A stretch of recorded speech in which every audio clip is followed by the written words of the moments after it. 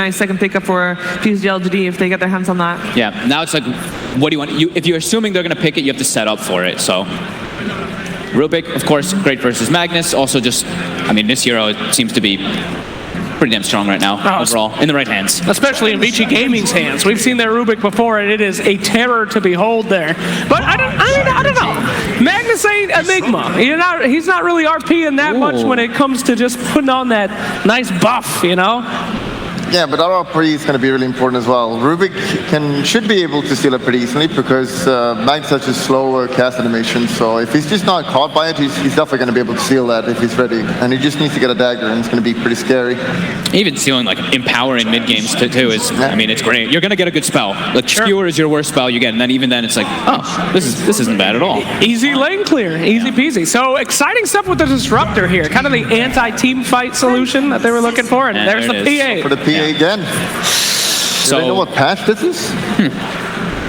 Well, these teams play fast. These teams haven't played in a week. Maybe that is.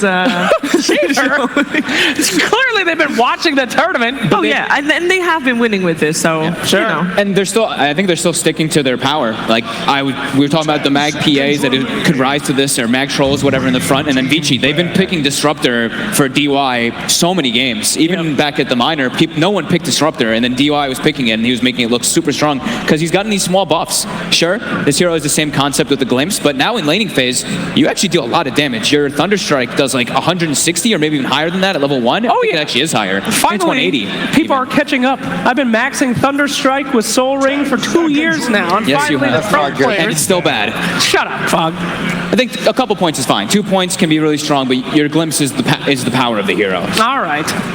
So one thing that Puppy did reveal to us in his conversation was, again, that PA draft, right? They have to build around that PA, and PA's big weakness being that, like, lacking damage before she gets that Deso, before she gets that Blink. The Magnus PA combo, nobody else seems to be able to pull this bad boy out except for PSG.LGD. Any reason why they're the only team that can do it? I mean, I think it's a lot because they just they ensure that FI gets a lot of farm, and he will have a timely dagger, like 14 minutes, and this is going to be super scary to play against that. I feel like Vici Gaming really have to make sure that they're going to give him a lane at some point. Just smoke and kill him. Like, just go on this guy. Don't let him get a free lane, because he's going to be there alone farming, getting experience. Just gank him and just delay that dagger and give him a hard game. Sure. I like this Bane ban by Vici. I think that's one of the of course, best lane secures, but also I think it's Xnova's best hero. Guy's an absolute beast on it. Yeah, they just, like, Xnova playing with FY, it's kind of just sacrifices, like, the ward guy, so... Yep. Shane being just really strong for that. So we're seeing a Doom and Batrider. Any particular reason why on those bad boys? I mean, you, Bulldog, just said Doom is just amazing in general, right? Against anybody. Yeah, that's how you counter FY. Just Doom the guy, and then he can't get spells. So it makes sense, and Bat always just super annoying to deal with, even for a PA. Like, you could think that PA would be okay, because you can blink away, but it doesn't really work. Yeah. Like in the lane, you will die if you get like 4 stacks. I see those bans as they don't want to be dealing with the lane pressure. Yeah. It's just like, the PA is everything, right? So you take these out, and then you're like, all right, now PA can have a little bit of a better time. Bat also is really good with Disruptor. You set up for the glimpses constantly with the vision you can get from Firefly. Interesting Pugna ban that we see here. Yeah. Typically, that means to me, we're going to pick something like a Morph, or maybe an OD, or a Necro. That makes perfect sense. That's, yep, definitely. Great hero versus PA. Yeah, built-in Ghost Scepter. That's right. Good way to burst. So it's also, Pugna was picked by XM a lot, right? It was one of his more played hero. Yes, it is. Together with Death Prophet, actually. The PSG.LGD is one of the teams that actually played Death Prophet quite a bit for XM. So they're pushing core that they tend to have, and now they might have to go back for that DP.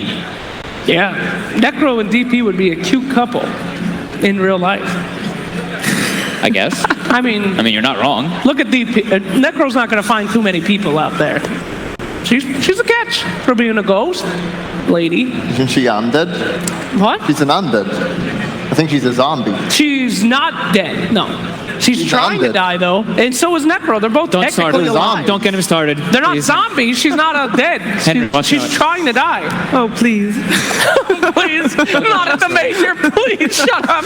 Oh, it's okay. You know, a little bit of lore here and there can definitely spice up. A little bit. That's all we're doing today.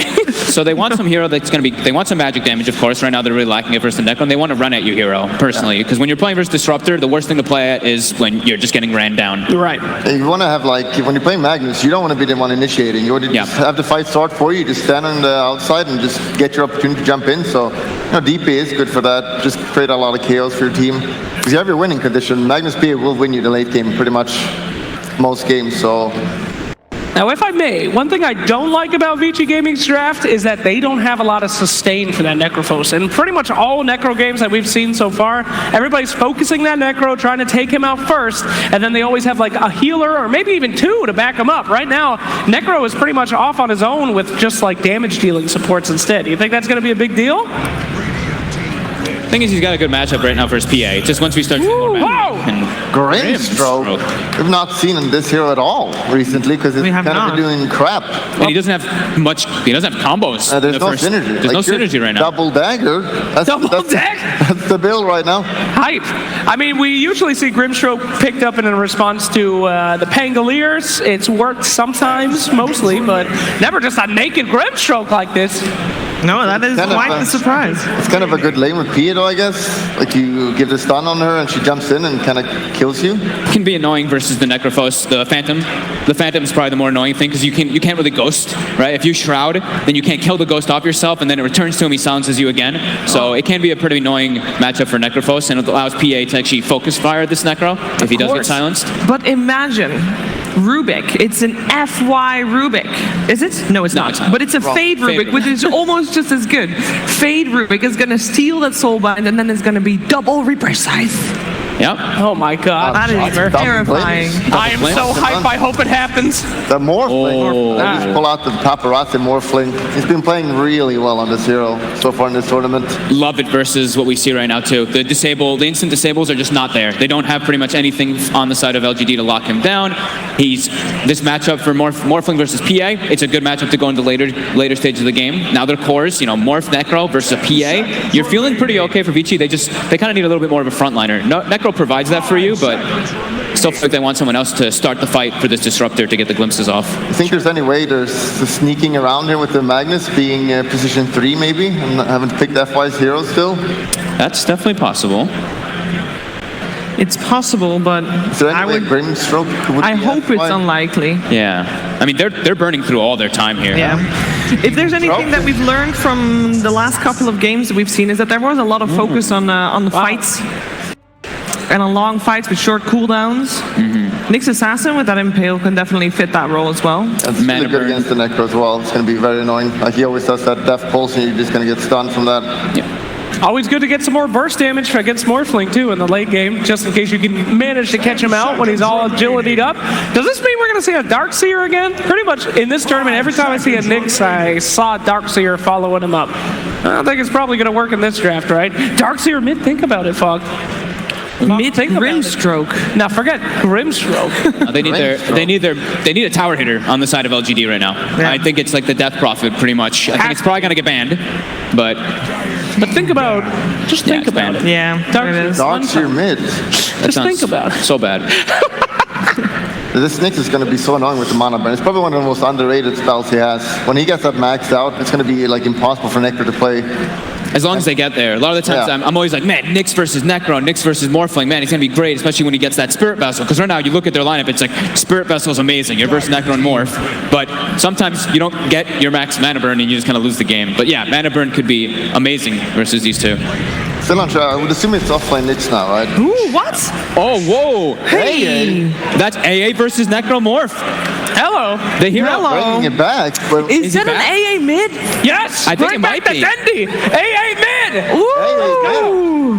Wait, what? Well, that is a very bold opening draft here. It counters it's really good versus the two cores. The thing is now though, Morphling is a little bit different versus AA because you can just morph. You just switch to a different hero, and then the Ice Blast doesn't affect you as much. It's a little bit different of an interaction, but there's a hero that we haven't seen because he doesn't feel very good. His toolkit is pretty weak. You're pretty much just an Ice Blast because the other abilities are pretty mediocre. I mean, that's how it's always been for AA, though. Yeah. Let's be real. But at least it used to have good Chilling Touch. The lane was like, oh, we have Chilling Touch. We're going to win a lane with AA. Now your Chilling Touch is one of the most useless spells in the game. How dare you? It does a lot of damage, man. You can right-click a Disruptor with that sucker, you know? It hurts. It's not very good, but it hurts. Maybe it provided like lingering vision or I don't know, stronger slow. It just doesn't scale very nicely. Yeah. It gives you extra attack range and damage on it and cooldown. That's about it. It doesn't provide extra slow. Yeah. It's a very meh But who's ability. playing what in this lineup? It's very confusing right now. So what? Nyx is no, actually, yeah, you're Could right. do Magnus mid, but that would be That super makes punished sense. by Morphling if he's there, or even Necro. That would be an annoying lane. It's got to be the AA mid, right? It has to be. If they get a quick level 6 on the AA, they can make fast plays around the map with it. Yeah. But we've just been saying that PA needs some time to get bigger. Well, They're going to make space for the PA, yeah. Okay. and they got Magnus, you know? They're going to try to make space for the PA, I should say. Free Battle Fury. Can't the Morphling just outlane the AA though? Yeah. Well, yeah. Shouldn't he just destroy him? It's a little bit. 10 seconds to go. Hurry up. VG VG Gaming. Gaming. It's a Centaur. Centaur. Hero to start the fight, just charge in. Just running at the AA and kill him. Yeah, I'm really liking what Vici's got. LGD's looks a lot harder to execute. And it's a mid AA, and it's an off-lane Nyx. Yeah. All right, guys, I'm gonna need you to Oh, no. to tell me what you think is gonna happen here in this first game of the series. I will go first if you want. Go, Shiver. I'm thinking Shiver, you're good last. PSG.LGD is making a mistake by trying something completely new, so I'm thinking VG Gaming got this in the bag. What are you talking about, Shiver? This is the classic mid-AA Nyx offlane. This is Dota 2 2015. I'm back in it, baby. LGD, bringing it home. Daddy's going for LGD. Fogged, deep in thought. I mean, the AA is good versus the cores, but it's an AA. And you're a core as yourself, and now there's ways to get on top of you with this Stampede, so I'm kind of liking what Vici's got. I'm gonna have to go for them. All right, Bulldog. I'm also gonna have to go for Vici Gaming. Uh-oh. I think Morphling will just will go middle and have a very easy time against the AA. But I'm not sure how. We've not seen AA mid in a while, so maybe he can do it. Maybe he can do it, and maybe he can play so well that he deserves an MVP vote. I believe it. Because, of course, once again, make sure that you vote for your MVP there in Twitch chat over there. Hashtag and then player names. You know the drill. Here's the names. You can read and write. It's all good. Now, there's a couple voices that we haven't heard of today. Haven't heard from, rather. So I'm curious. Moxie and Lizard, how are you doing over there?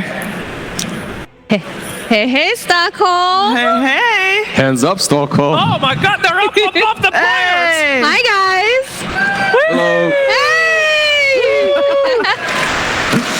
Oh, man, this is exciting, Lizard. What do you think? What do you think about this draft? The only thing I'm thinking about is this AA mid and if he's gonna work or not, honestly, because we haven't really seen that in quite a long time. I think the last guy I saw playing that was Dandy, and it didn't really work out that well. You maybe win that lane, but later on, as Panel said it, like the Centaur, he just jumps on top of you. You have that stampede. It's gonna be very difficult.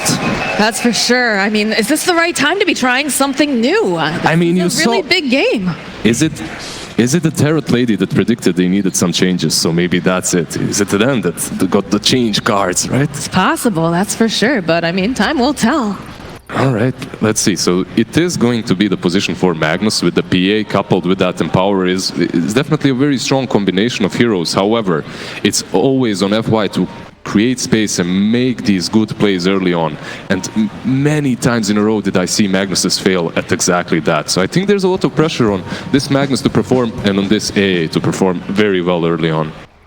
I like what, they have coming out from LGD, but it just feels like there's too many pieces that kind of have to all fit together to get that perfect team fight.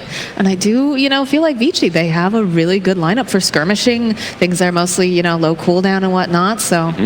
They are countered still. As That's true. said. They're absolutely countered here. The Necrophos, the Morphling, they aren't really that great versus AA. If you get that one good Ice Blast into, not even necessarily an RP, an Impale from Nyx, you can take down these targets with the Ame. He's trying to run forward, does have the touch type, will be able to land the Inkswell. Fade in for some trouble, going to be able to get pushed back here. Can they find the final hit? Fade? He's running, he's got that bonus chance, he's going to be fine. He's not going to give up, he's going to finally find it. X-Nova taking down Fade. Yeah, that's a really good start for LGD, definitely. You take down that Rubik, you make this offlane a little bit easier. It's always so fun when you're a position 5 and you get that first blood. You can buy yourself boots. You don't have to be walking around without boots with like sticks and 2 branches the whole game. So, Well, definitely help him out early on, that is for sure. right, they're really putting a lot of pressure though. We don't really see this very often. A defensive tri-lane surrounding that PA. They're helping her quite a lot, even though Centaur is alone. And meanwhile, XM on this mid lane, he's suffering as a solo AA. Like, perhaps he has the same CS, like he has 2 CS right now, but Disruptor is burning through his region, and that's not really a great position to be here in. Well, the Thunderstrike too, it does so much damage level 1. It's very, very annoying, especially when you're very squishy, right? It's horrible, look at that. Hey, why? He's just standing here, like, someone go help this guy. Yeah, he's just getting away with too much here in this mid lane. XM gonna have to use a salve, and that's, that's gold spent on regen. On the upside though, they are sharing experience. So you as an A, you're gonna have more levels than Morphling, or should have more levels, but that Morphling has 5 denies right now, and I don't even know if that's gonna happen for you.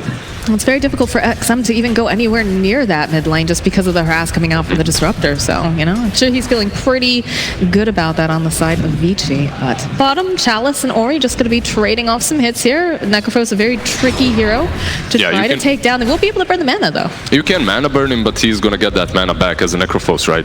It's one of his built-in abilities, so he shouldn't have way too many problems with that Nyx Assassin, at least not early on, until the rotations come. How's the PA doing though? PA is second when it comes to CS, doing quite fine, so this tri-lane is working out for LGD. In the middle lane again, we see another salve getting used.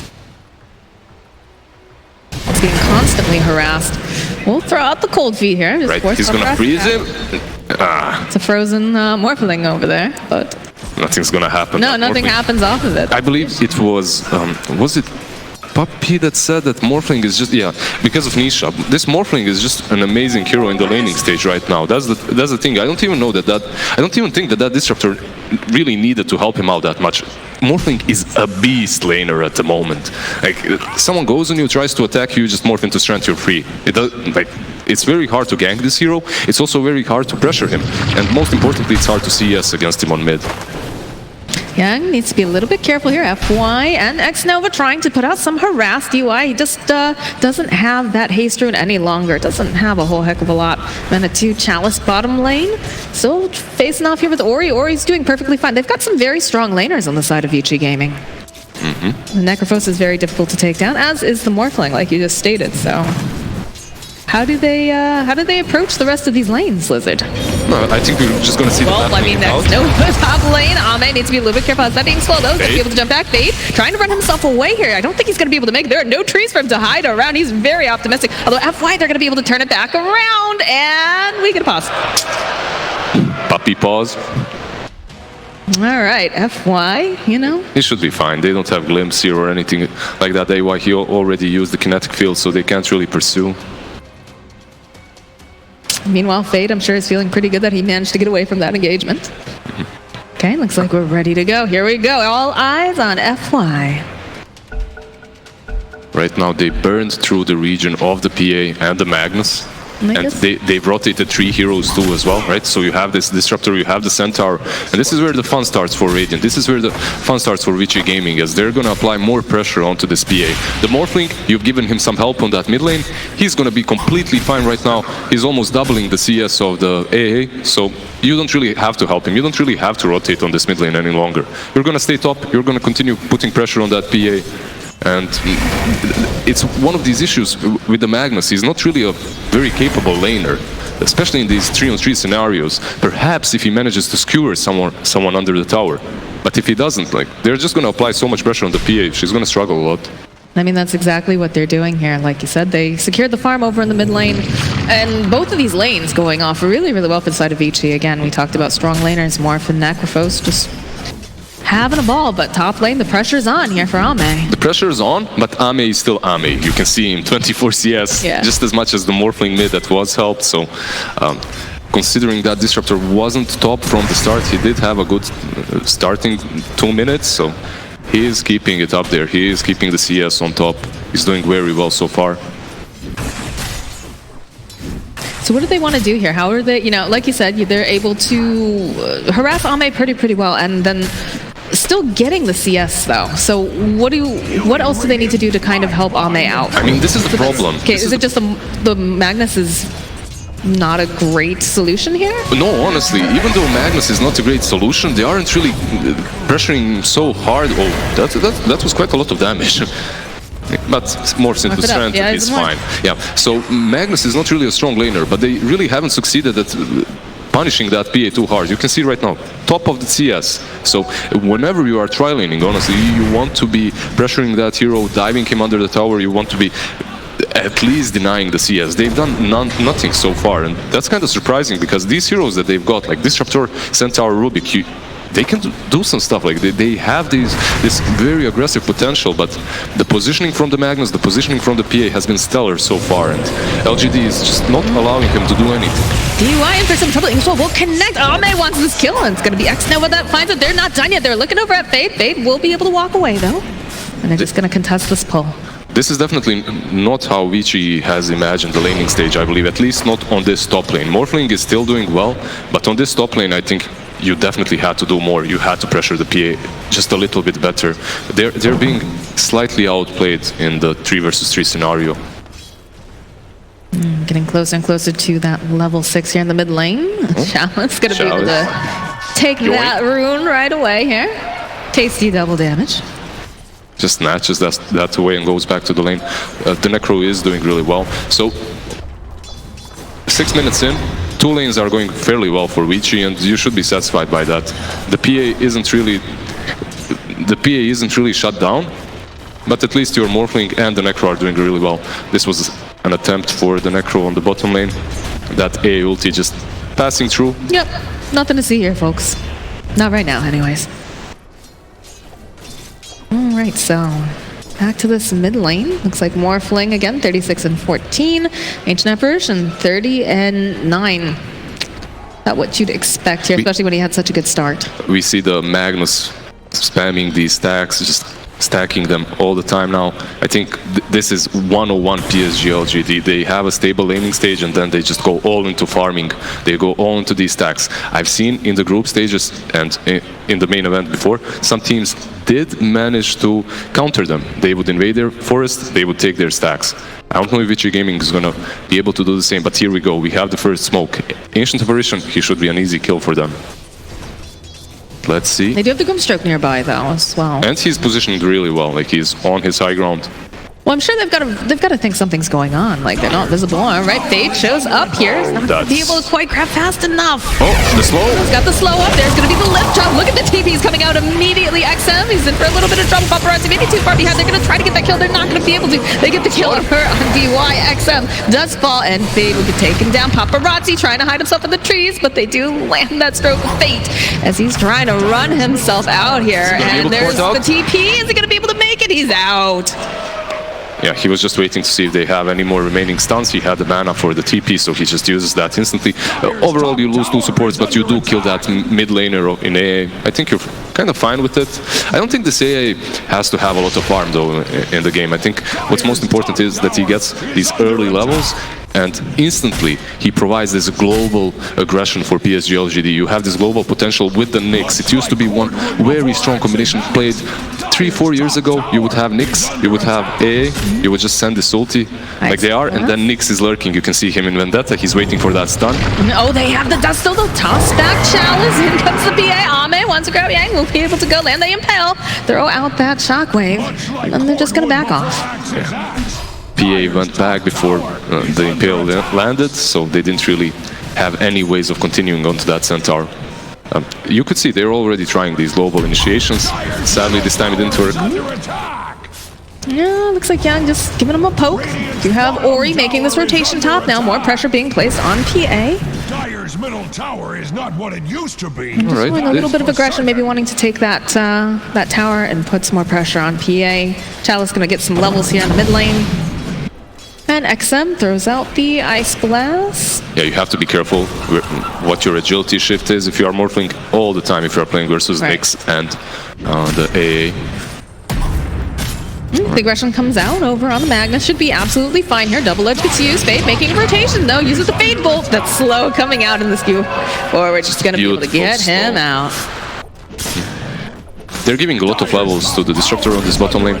What I would really like to see is Fade get these levels though, as Rubik can be very powerful in this game. You have so many good spells to steal.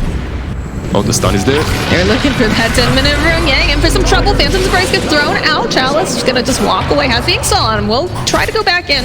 Won't quite connect. Throwing out those daggers. They're not quite done yet. Just still. Oh, AA Blast coming in. Are they going to be able to find it? They're going to be able to land it over onto Fade. Ori still now in Coastrat form. They'll be able to clean up. Yeah, you have the Fairy Fire, you have the sticks, but it doesn't matter. AA ulti, it didn't connect on him, but it flew over him, which still does apply the debuff. So pretty well played by the AA. But it is Meanwhile, like you said, they're just allowing, you know, we do see Paparazzi over in the middle lane getting farmed up, but you are seeing, again, on the side of LGD, you know, the Phantom Assassins just hanging out in the jungle the whole time, farming up like you said. The PA is getting a lot of farm. That's definitely true. These stacks plus the Empower, they just boost their farm incredibly well. However, on the side of Vici Gaming, I believe it's a little bit harder to deal with the PA than it is for LGD to deal with the Morphling. So you're kind of training farm with Morphling and PA. You're letting PA free farm, you're letting Morphling free farm, but you have ways of killing this Morphling, which is really important. While for the PA, it's not necessarily the truth. You actually have to land all of your spells correctly, and once she gets that BKB, it's going to be way too hard. They are scouted out by this ward. Oh, is that a Midas? Yes, it is a Midas on the Morphling. All right. Not really my favorite item. Yeah, where I can hear Bulldog groaning. Bulldog is disappointed right now, and I think he called Vici Gaming as well. I think he thinks that their draft is better. But with that Midas, you have to somehow contest the PA with the Empower, though. That hero just farms so fast. And if you aren't invading the jungle, if you aren't crushing these lanes, you're going to be out-farmed. As you can see, 5.2k, 12 minutes in. She has a ton. Name still throwing out those daggers. We'll blink forward. Gonna get in trouble. We'll be able to force out that Stampede. And is she done? Ame? Oh! Very close there. Yeah, he was hoping for that crit. Unfortunate this time around, but you do force out that Centaur's ult. Not really the biggest cooldown, but he's gonna have to wait a little bit now. I mean, that's more breathing room again for this PA. He has Fade, he has stolen Nyx's ulti. That's pretty good for a Rubik to be able to... Definitely, there are so many good spells that you can steal in this game, honestly, as a Rubik. Like, AA's ulti isn't really too easy to steal, but you can. Most importantly, what I think, though, is you can steal Grimstroke spells. First spell, Stroke of Fate from Grimstroke is amazing on Rubik. If you get Tetralance, if you get that cast range, you have absolutely no cast time, no backswing. It's just one of the best spells to have on Rubik. Fade keeping some tabs over here on Chalice. They do have the ultimate on Disruptor. If they wanted to, they could pressure this tier 2 on top. Looks like they're going to try to make a rotation down here on Ori. The AA ulti is flying in, but the problem is, you can see the pings, Necro is instantly running under the tower, as you can't really do this if you have vision, right? If you use that ulti on the tower, it's going to be detected, you're going to see that red dot on the minimap, you can't really attack that way, so you have to catch the Necro somewhere where there are no sentries or towers around. Well, the concept is so good of the Ancient Apparition, you know, if he lands the Ice Ball. That's the issue, is you have to land it. FY, gonna make a rotation here with X-Nova, and we do have the Disruptor, the Glimpse back, see you later. There's still They're not being a part of this fight. No, it looks like Ice Blast's gonna come through. We'll be able to go over here and they'll take out the Centaur. There's gonna be the lift coming out. Now Ame having to throw himself back because they stole it. Ame now in for some trouble. He's taking so much damage. FY gets the reverse polarity off as we'll throw them both over to the side. And now they'll drop the Static Storm, force the side of PSG.LGD back. Oh, you really cannot give ultimates away if you are AA. No. That's so bad. If you are giving that ulti, like it's a small cooldown ulti, and now Rubik is gonna have it again very soon. So they can make plays. In 15 seconds, you have that ulti on Rubik. So you can make another play on your side now. Maybe a Centaur with a Stampede into a kill. And it's not really an easy spell to steal, as you can be anywhere on the map when you're using it as an AA. So definitely not that great. Okay, here we go. Look at that. Right in there. Now watch the Rubik. Just steals it right up. Tosses it back out. Hits Ame and Chalice. That was pretty close here. Yeah. Ame just dies there. Taken down. He buys back. Wants to be right back into that fight. That's actually, the buyback went unnoticed for me. Like, you buy back, you use RP. It's not really great for LGD, even though it looked like a good start. Oh, the Soulbind comes out over the mid lane. They're going to be able to take down Fate this time around. He's not going to be able to steal anything here. Dagger comes out over on him. We'll be able to slow him down. Stroke of Fate. So they're giving chase. There's going to be this gear right forward. Yang turns around, hits a nice stomp off. But the rest of the team, they really want him, and they'll take him out. All right, they get 2 targets. Pretty good for LGD. The Soulbind has been used, but not really the biggest ultimate ever. Your position 5 Grimstroke, he's fine with that. Take down the Centaur and the Rubik. Now, okay, Paparazzi is going full greed mode, honestly. This is so greedy. Midas into Boots of Travel. Morphling is one of those heroes that doesn't really come online very fast. And now he's making it even slower with this item progression. Eventually, he's going to be insanely strong. And eventually, it's going to be hard to deal with him. But honestly, like, he just bought 1 mobility item and 1 full farming item. Like, once PSG.LGD realize that, once they see those travels, like, they're gonna take one tier 1 tower after another, 100%. They're just gonna start pushing. But what's the you have to plan punish with that. Like, what's his plan with this? Like, the plan is to split push, I believe. It does help you out with split pushes. You can always join your team in these fights, and you can always morph into PA or someone similar and still have some impact in these fights. You don't necessarily need the items instantly. However, you're just delaying yourself and your team by quite a lot. Exactly. It feels like his GLGT is just going to be able to run face first into these fights without any care. I just have to say, I love Ame's item build. He's going straight into BKB after that Yasha. He doesn't need Battle Fury. Vlads would be alright as well, but Battle Fury definitely unnecessary. Oh, is this going to be... Doesn't quite land. And Ori is on point. He just senses them. The awareness is insane. He did have that sentry there, but he still did move back on time. Oh, they want to defend this tower. Now the TPs are coming in. And immediately Soulbind over here with the Phantom's Embrace. Dagger going to get thrown. And in the middle of all of this is, of course, Chalice. Throwing it in. They've got it. Can Ame take him down fast enough? Yes, he'll be able to find Paparazzi. Yang now going to get taken out. Fate also just going to get obliterated. This is... that should have been Vici's fight, but the Morphling has absolutely 0 impact in it. And also, they're porting in 1 by 1, and they're still winning that fight. The Centaur, I think he missed the stun there. I'm not certain why. I think something clipped him, so he couldn't really get in the position. They just got obliterated, all 3 of them. Well, I wonder if they saw that the Grimstroke came in, because that was a really good Soulbind that came out. Yeah, definitely. They got the jump on him, though, for sure. Get that D-ward as well. You could see that he was positioning that courier on the high ground as well to just check for it. Okay, let's take a look at this fight again. The Centaur is there. I believe he just stuns the ground here. Yep. Yeah, he's just a little bit too early with it, actually. I try to throw back Chalice. He's got the Spike Carapace. Just... uses the Centaur ulti, but he's soul binded, can't move. The Morphling did turn into the PA, but also cannot move. The AA ulti wasn't thrown instantly, it was saved. Oh, and there's Atos now on AA. We were talking about this item all the time. Atos is a top picked item right now for any midder. Vipers, Lashrax, Razors, and why not for AA? It used to be really good on him before, so he's gonna go for it again. The next item is Blink. A little bit of mobility is kind of weird, but you don't want to be dying all the time if you are mid, and AA is such an easy pick-off for any hero, so understandable. Gives him some nice stats, and also make sure that he doesn't miss any more of these Ice Blasts here, for sure. Also the Cold Feet proc. He's gonna buy Yules too, Yules with... even better. You know, Yules with the Cold Feet, you can actually combo it, you can stun them. Looks like Vici is grouping up over there by that mid tower. Sure if they're going to go for some of that smoke, but the Blink Dagger picked up on FY. Right. 19 minutes in. Pretty big. Blink Dagger, not too bad. He's got a smoke on him too, so I think we're going to see some action come out. Considering how many fights they've taken well, and he hasn't really been dying, it's understandable that he has these items. For Vici though, the only thing that they have left is to play as 4. They can't really do a lot more than that. That tier 2 on top, that's probably their best bet. Smoke perhaps, and move around that tier 2 while the Morphling is pushing in. Create enough space for them. Right over Roche, but no one's in there. Oh, but they do find DY. Ame says, hey, this is my jungle. And he has that BKB completed. That's going to be big. They have RP, they have Blink Dagger, they have BKB. This is I just don't see the way Vici Gaming takes the next fight.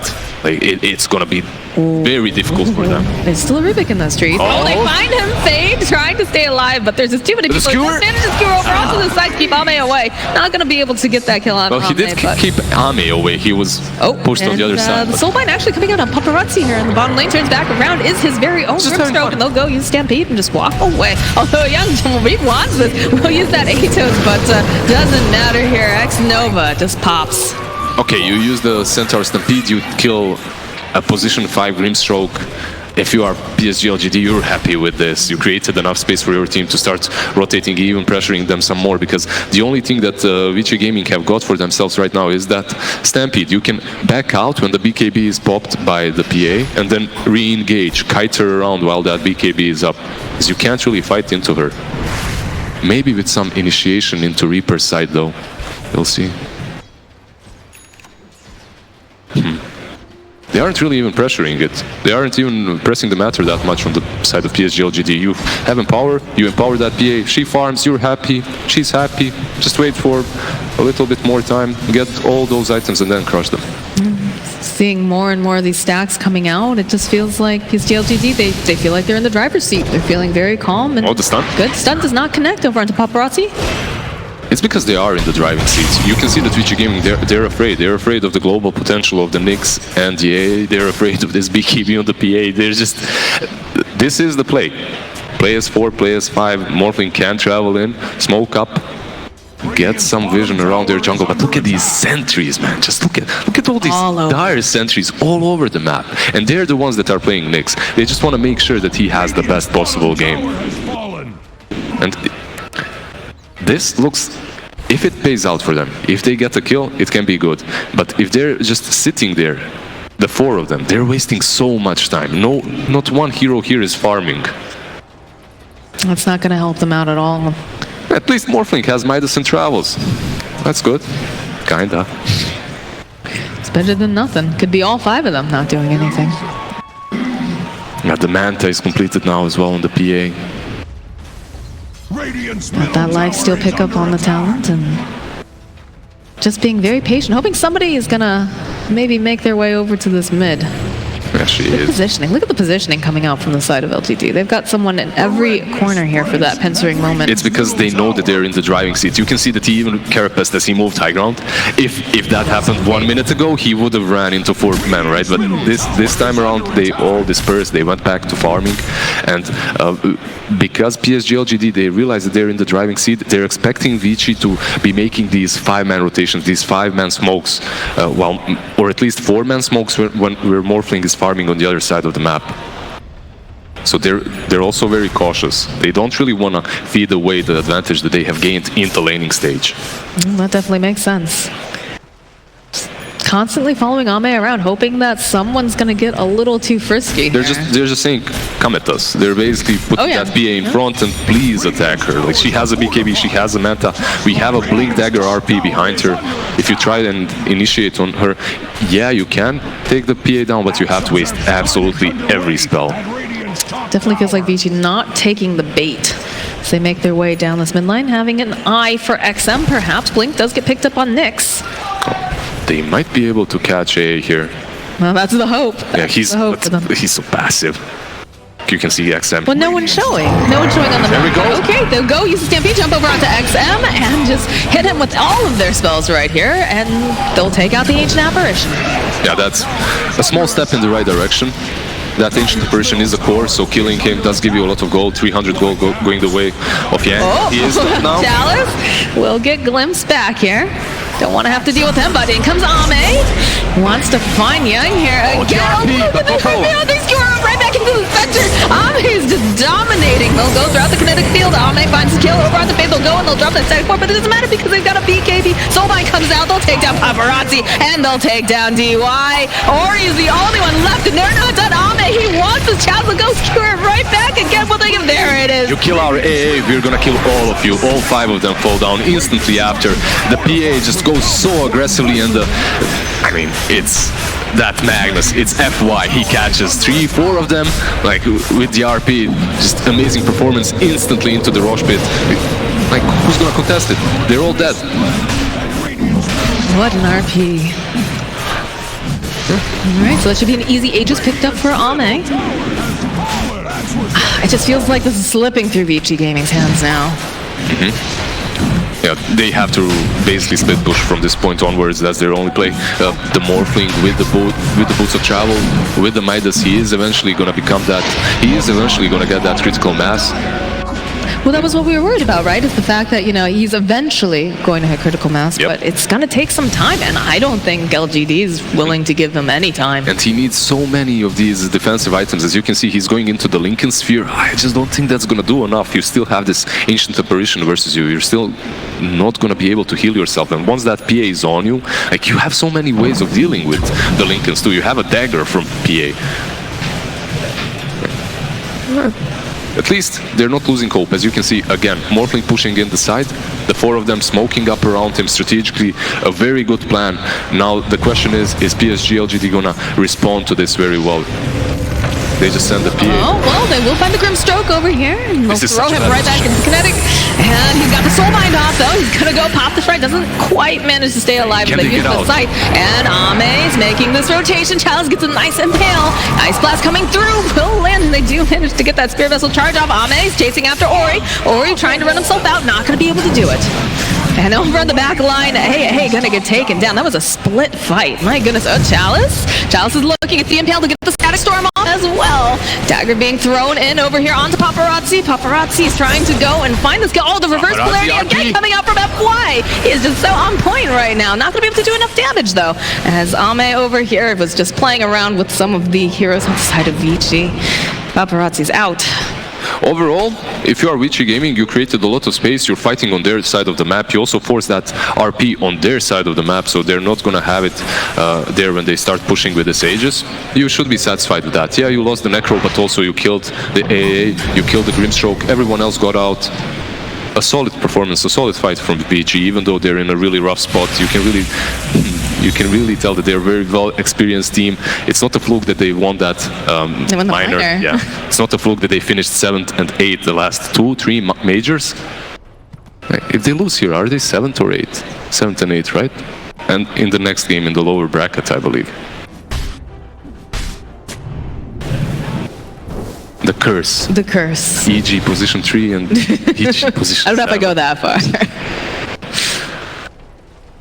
But yeah, this PA's net worth, 17k net worth, 12k over on Morphling, and they are making the right moves, you know? They're taking some pretty good engagements, they're trying to be patient, trying to get Paparazzi online.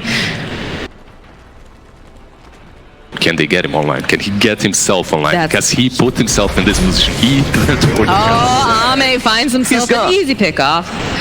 By the time you travel in there, that Disruptor is already dead. That item isn't going to help you. Right, he is going for that E-Blade. Once he has that, you're basically going to be able to blow up Grimstroke and pretty much, I believe, Ancient Apparition as well, even though he has mech. I think you should be able with a few extra hits. So you do become a core, you do become scary after that E-Blade. We just have to get to that stage, at least to that stage. Oh, they saw Chalice, they had the Sentry Ward over in the mid lane. Scout's just a little bit early coming out from Yang today. He'll try to run himself back, going they use the Stampede. And I think the only thing keeping Ame from jumping in there was, of course, that Spike Carapace. Otherwise, he would have been in it to win it, I'm sure. Yeah, but they're going to basically let this tier 2 fall, I believe, as they have used that Stampede. And once you lose that Stampede, you don't really have any ways of getting behind that PA to approach the A, to approach the Grimstroke, because you don't really have any other solution. You cannot attack the PA with Aegis, BKB and Lincolns. You have to attack from the sidelines. You have to smoke up, get the Ancient Apparition first, get the Grimstroke out, and then perhaps back out or continue fighting. And while you're doing all of that, you have to watch out for FY. This guy has been so on point this game. These RPs, Oh, yeah. He's very, very patiently waiting. We've got he a has full... Shadowblade. Oh my gosh. Shadowblade, full Shadowblade completed on that FY. Magnus, also full Greaves completed on the AA. So That's what I was pointing out, because you got to burst him fast. Like, when we were in the studio, I was listening to a lot of teams while they were playing, and they always wait for these utility items. Even if they are winning, they just wait their timings. They wait for the Blast, they wait for the Greaves. They never really push way too hard uphill until they have every single utility item completed properly, which does show a lot of discipline. Just a year or two ago, it wasn't really the same case. If you see an opportunity, you go, even if they have buybacks. So. Do you see that Ame actually has a Lincoln's? Oh yeah.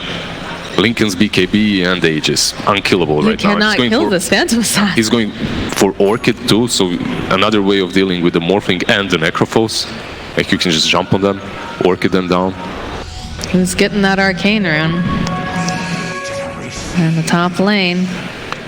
Alright. XM. They do find a pick off here, though, over on the Grimstroke. Let's jump forward. They use Scythe. Every single time is it's out, but the jump forward coming out from Chalice is going to get thrown in the middle of that Static Storm. Doesn't seem too concerned about it. Doesn't seem like it's doing too much. DY trying to run himself back because they use the BKB over onto Ame, and they're going to be able to take down Chalice. Chalice actually going to buy back right now. Ame going to be able to slice through Yek, take him out, and they have that Lotus Orb. They use the Soul Bind. They want to try to get this kill, and they're going to go and pop it. Time's going to get used, and they get him out in time. He's just TP'd. They didn't have anything there. You know what? Like, X-Nova. Everyone is talking FY, everyone is talking Chalice, MA, XM, I don't care. X-Nova for me is always the MVP of this team. He always sacrifices himself in the right position at the right time. If you noticed, Vici Gaming's every single smoke got broken by him. Like, he knows that they're gonna go for those bottom bounties. He just shows up there. Alright, here I am, guys, next to my shrine. If you wanna go for me, kill me. But my team is gonna kill you afterwards. And the same thing happened like 2-3 times in a row now. Vitamins and minerals. Well, viewers can always go and vote for him as MVP. I think you made a strong case for him right there. I'm voting for him. Look at that, 93% win chance. Yeah, the Gabe Impulse. This PA is very strong right now. Again, how do you kill her? How do you kill her with all these defensive items? You don't, but she did lose that Aegis. With the Reaper sight. Oh no! Turrets, one dagger and I'm died. Oh, Fade. Not like this. That's just... We reached that point. Moxie, we reached that point in which you don't kill her, she kills you. One dagger, one blink, one single crit, and you're just gone. I don't even think she had Empower there, so... Oh, that's just... And all these heroes, the Necro, the Disruptor, the Rubik, even the Morphling, they have to be super careful versus the PA and her crits. Oh. That is one powerful assassin. Yep. The Bloodthorn is coming. Magnus farming towards this Hex. Every single piece of the puzzle is falling into place for Look at this. LGD. Oh no, the pain. Fade, baby. Do you even know what's about to happen? You didn't even see it. Look at that. Not even the Bluer was broken there. He died too fast. That is a feels bad, man. The Midas is used once again and is getting this Morphling closer and closer to completing that Eagle Song. So he's gonna have... Yeah, but it doesn't matter when your PA is like one-shotting everyone else on your team. Yeah, that PA has a Bloodthorn. She's got a Bloodthorn. You've got a stacked Magnus. Like, how do you fight into this? You just don't. You try to split push for as long as possible. You try to get some items on your cores. At least the C-Blade, but the problem is once you get that C-Blade on the Morphling, he's not going to have a buyback, and that's a huge opportunity for LGD to just completely go away with the game. Okay, Roche is going to be up in about 1:40 here. And again, PSG, they're just in that driver's seat. They're feeling very comfortable. They're just going to keep farming. If they can get a pick off, you know, they won't say no to it. Vici, they do have the Radiant advantage a little bit, so they can move around here and perhaps plant some good aggressive wards around that Roche pit. But they are being scouted out completely by this Observer ward. It's perfect. If they smoke up, PSG is going to know it. But they have to make some moves. They have to walk around this pit, perhaps go into the dire jungle, wait for them on the high ground again. The PA, as you said, she crits super hard, but if you do manage to reprocite her, perhaps you can take her down before that BKB pops. You got to watch out, though. Again, she does have the Lincolns, too. She has the Lincolns, she has the Magnus behind her, right? She's got, yeah, there's just so much that you have to take into consideration if you're Vici Gaming right now.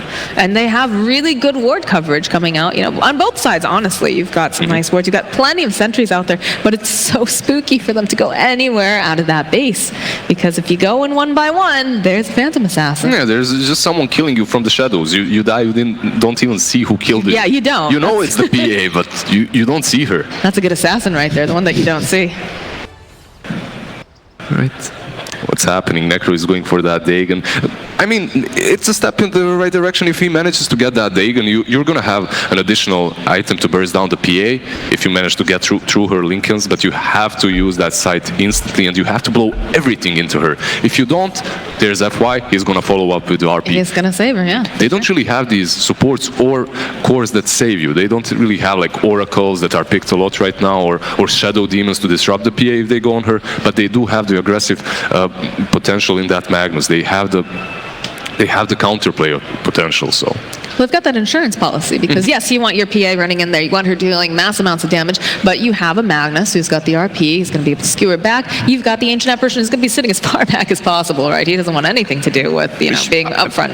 So if you can land the Ice Blast and, you know, you've got some decent follow-up. And again, you know, right now it's no Aegis on the PA, but it's coming back up again. And that's, I think, go time. That's going to be the biggest fight. I feel like they're going to need to contest that, but how do they contest it? Can they contest it? Because once she gets that Aegis... Honestly, these teams... right now in this situation, it's going to be very hard for Vici Gaming, but these teams, they have the magic in them. They're obviously very talented. That's why they're here on the stage playing.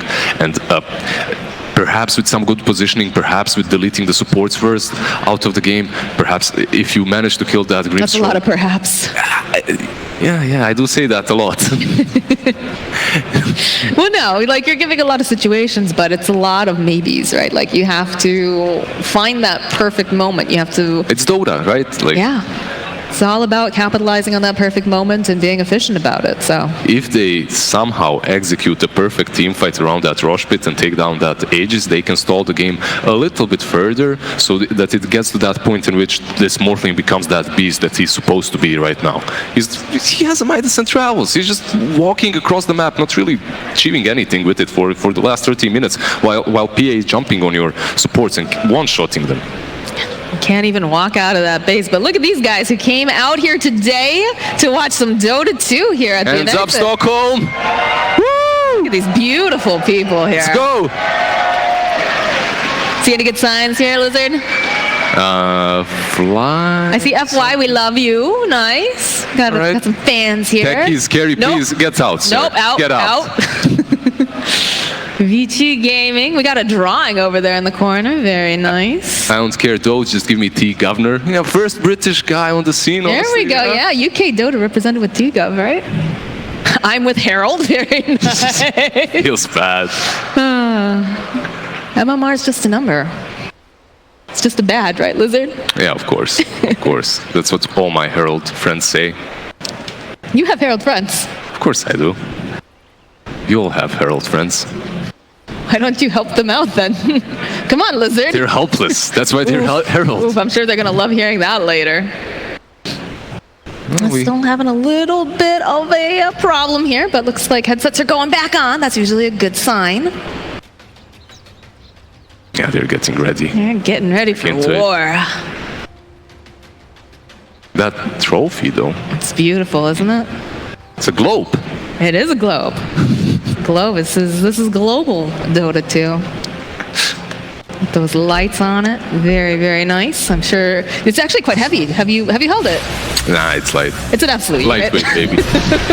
It's quite heavy. All right, we're back in the game. Nope, we are. Are we back? No, we're just. Yeah, we are. Yeah, okay, all right. DY died again, apparently. While we were... I thought that was a replay of something.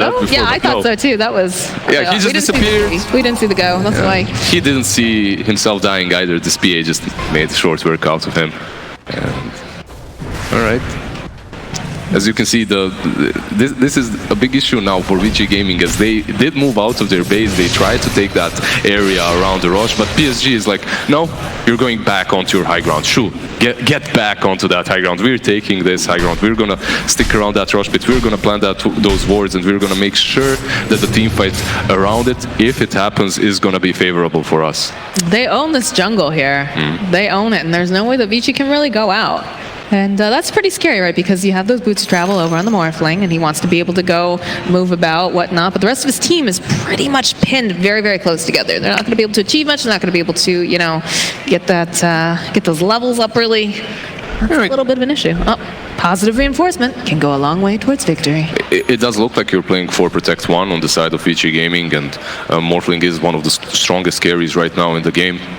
So creating that space for him is justified a little bit, but if everyone else on your team is suffering, it isn't really that great. He has bought that T-Blade, which pretty much means that they're going to try and fight this rush pit, as they do not have buyback. So they're going to smoke up, they're going to try and take that fight around the pit once Aegis has been reclaimed by Roche. And I've got a double damage on the Morphling too, but Roche is back up and kicking now, so this is going to be go time. This is going to be... Have they smoked up? They're moving outside of their base as 4, so no, not yet. They're going to push out, and this should be the go time. They have the DD on Morphling. Yeah. This is the go time for them. Everything is working out in their favor with that double damage rune. They aren't in the best position in the game, obviously, but... Nope, this is still the real game. All right. I guess they used all their smokes. They're just gonna move like this. Nick. Chalice needs to be careful. Do have a sentry ward over on the ground. Still can't see him though because he's in the tree line. You can just see how disciplined these two teams are. They're just packed as 5, taking absolutely no risks. But PSG, network-wise and strategically, are in a much better position as... They see Chalice. Blinks away. He tried to catch the Necro with it, didn't manage. PSG is just gonna put the PA solo in the pit. And while he attacks it, everyone else is just gonna lurk around in case a team fight occurs. I don't know how they get in this pit. I don't know how they do this here, because you have to watch out for the Ice Blast, you have to watch out for the Reverse Polarity, Soulbind, everything. I think they just have to let the Rush That Rush is already on 20% HP, so... They have to be so careful. If they approach this at the wrong time, they're just gonna jump. Now they go, throw down the Vortex, want to get some vision. Yeah, this is way too late. No, this is totally PSG.LGD. Nix is gonna start to fight here. Oh, he finds Ori. Ori's gonna get stunned up with the Ice Blast. It doesn't even matter. It doesn't have to connect. DY gets taken down in 2 hits. Young now is trying to run himself away. Paparazzi over here gonna go turn himself into his own centaur. Just like that, it's over. Well, is it over? Well, the fight was over by the Roche pit, but we're back up and kicking right now. They're going to jump over here. So much trouble to kick it away fast enough. The Phantom's Embrace, they'll take him out. There's no buyback now on this Morphling. Do you have buyback over on the Necro?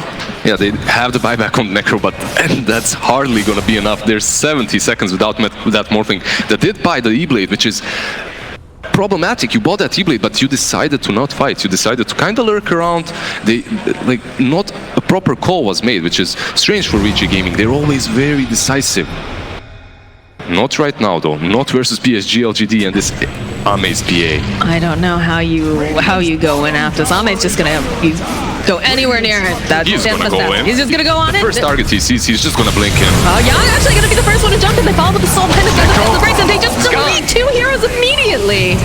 Young and Ori are just out. Buyback comes out from the Necrophos. He doesn't want to give up just yet. Ame just hitting away over the buildings.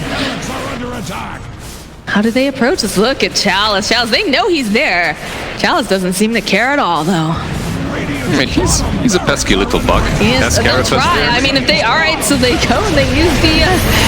over here. Look at Ame just runs forward. Will turn his attention around, hoping to maybe grab Ori. Ori's already out, though. They didn't even manage to kill Chalice. The Yules was right there on time. He saves himself, and now that's the second side.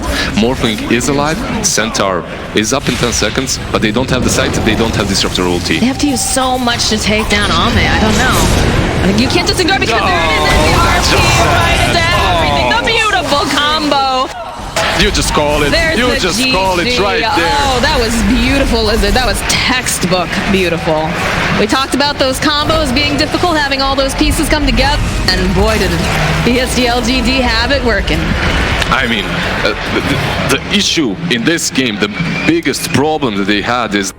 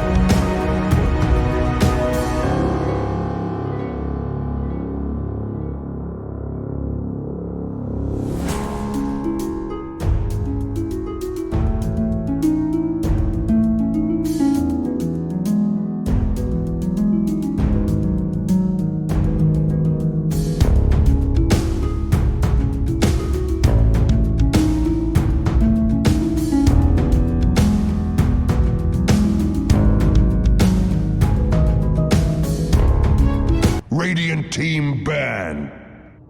Dire team ban.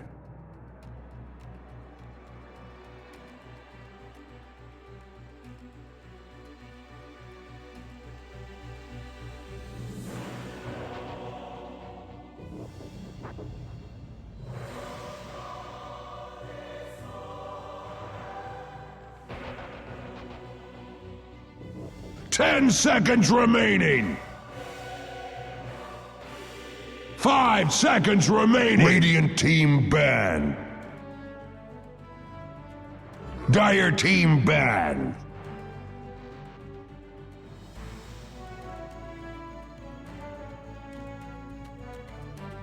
Radiant team ban.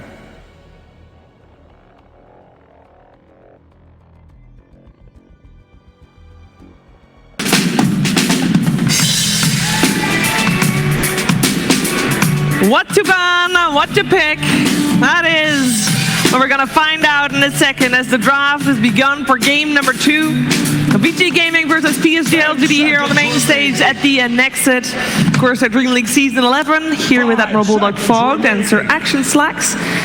And so far, PSG.LGD 1 game up in the series, even though we said that perhaps they would be the well, not really the underdog, let's be serious, but at least not the direct favorite in this matchup.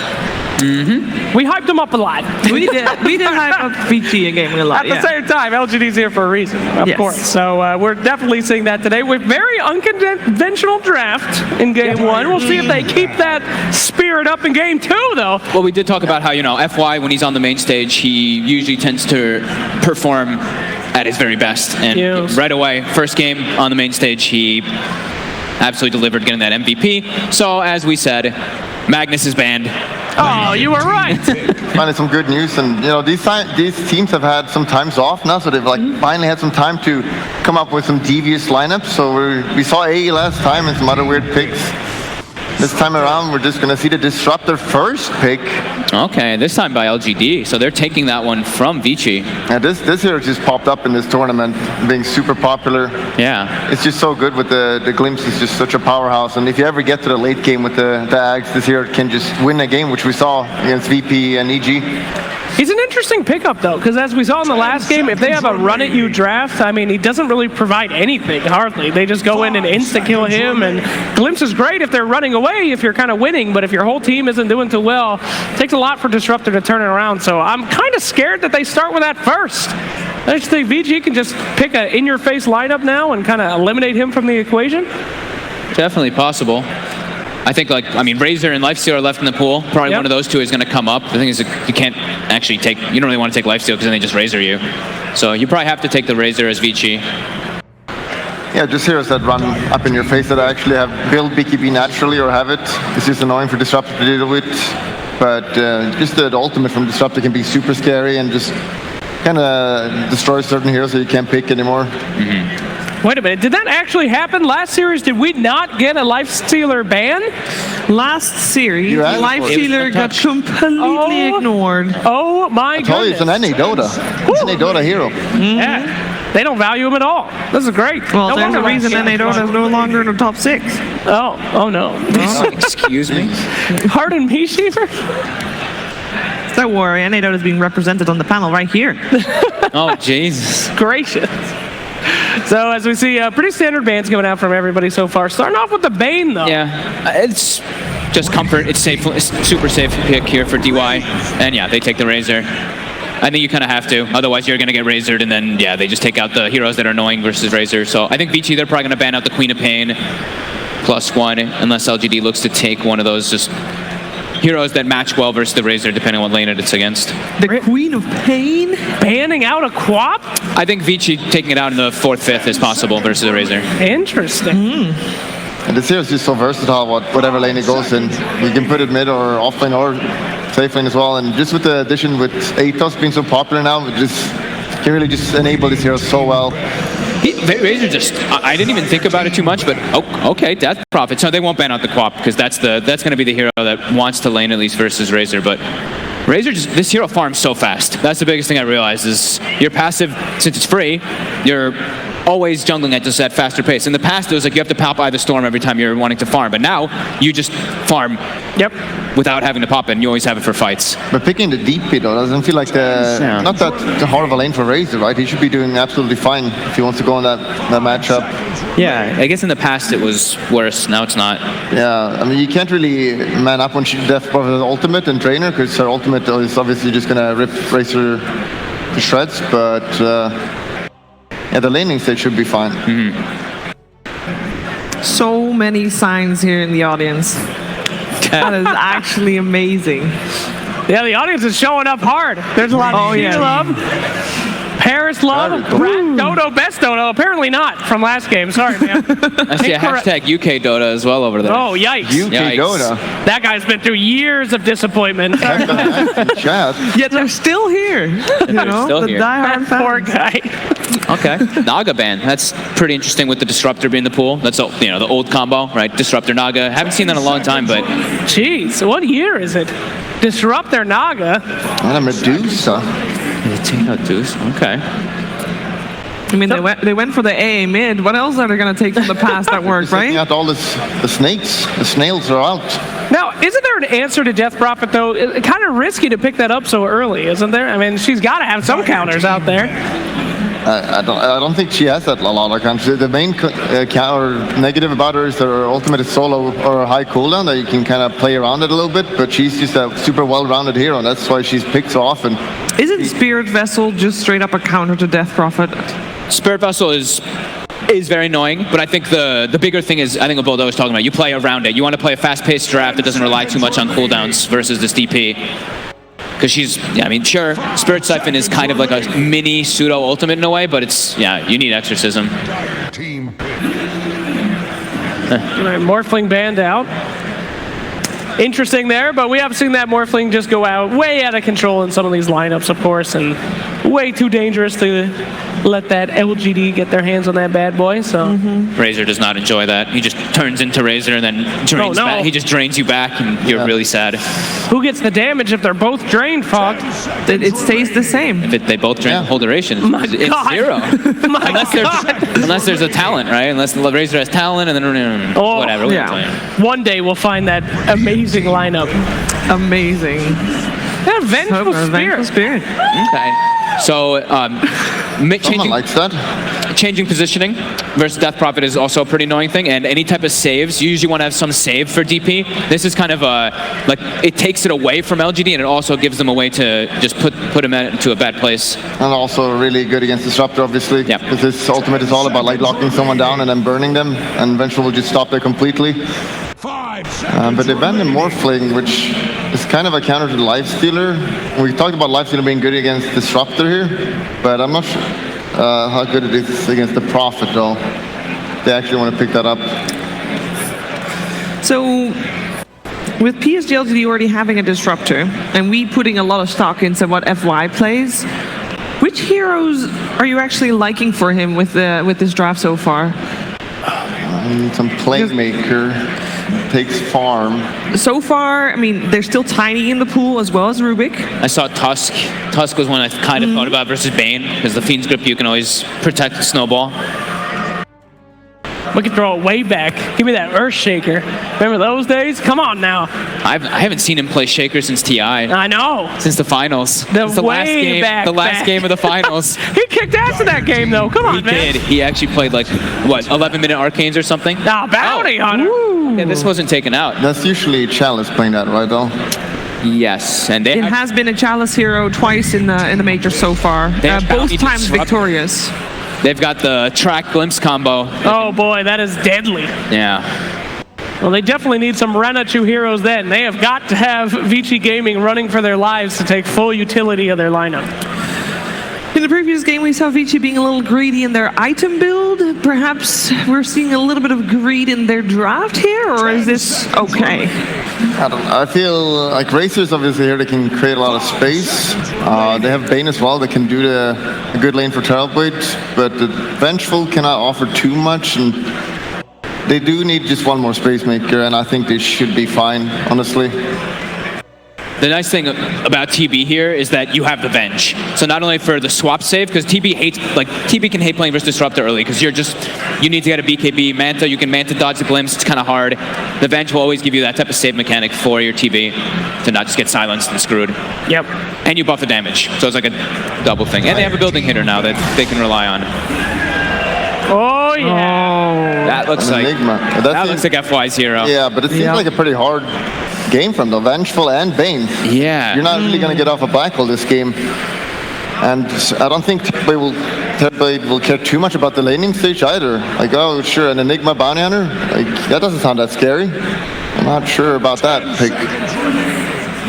All jokes aside, that is kind of a nightmare for Enigma. Because, yeah, at what point can you actually put on a black hole and know that you're going to be safe? I mean, you need to get a BKB, a Lincoln's, a million other things, a Blink. I mean, it's just, his job is super hard. Well, the thing is, you can't actually go BKB or Lincoln's anymore versus Venge, because he just double swaps you. Oh, yeah? You have 2 charges. He just double clicks and you're like, wow, I just spent 10,000 gold for no reason. Oh, my goodness. You just have to go the tanky build here, right? Go to Crimson and stuff like that, but sure, it's kind of good against Terrorblade with the Crimson and all these, just the mech and stuff like that. I mean, that's the only build he can go, right? Yeah, I think so. And the one thing I'm scared too for LGD is we talked about cooldowns. They've got Death Prophet and Enigma. This is like 2.5, 3-minute cooldowns on their big teamfight abilities. Vici has 1. They have the TB, the meta, as a long cooldown, but the other 3 heroes are fast. Well, Disruptor does, you know, kind of balance that out a little bit. I mean, his kit is pretty quick. Yeah, it is, right? what, 70 seconds on the ulti. So they got a little bit of team fight in between the big team fight. But I think they're going to need, as you said, somebody pretty active here to pick up the slack. I mean, they need a real space creator coming out for LGD. The thing is, it's Ame. Yeah, I'm a last pick now. It's an Ame last pick. Want to play against a Terrorblade. Ban out the PL.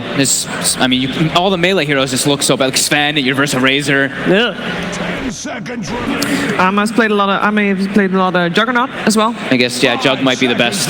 But it's such an annoying game, though, for a Juggernaut as well. Yeah. You want to rely on the spin TP out a lot, but these years you can't do that. Ooh, wow. We have not seen this one working out. No, that feels like they're kind of out of options. I'm not liking this lineup at all right now. They really need the Bounty Hunter to just go ham this game and have a... They have, like, no stun either, right? Like, yeah. It's very limited. Missile, bro. And Glimpse is almost a stun. When you kinda... Almost.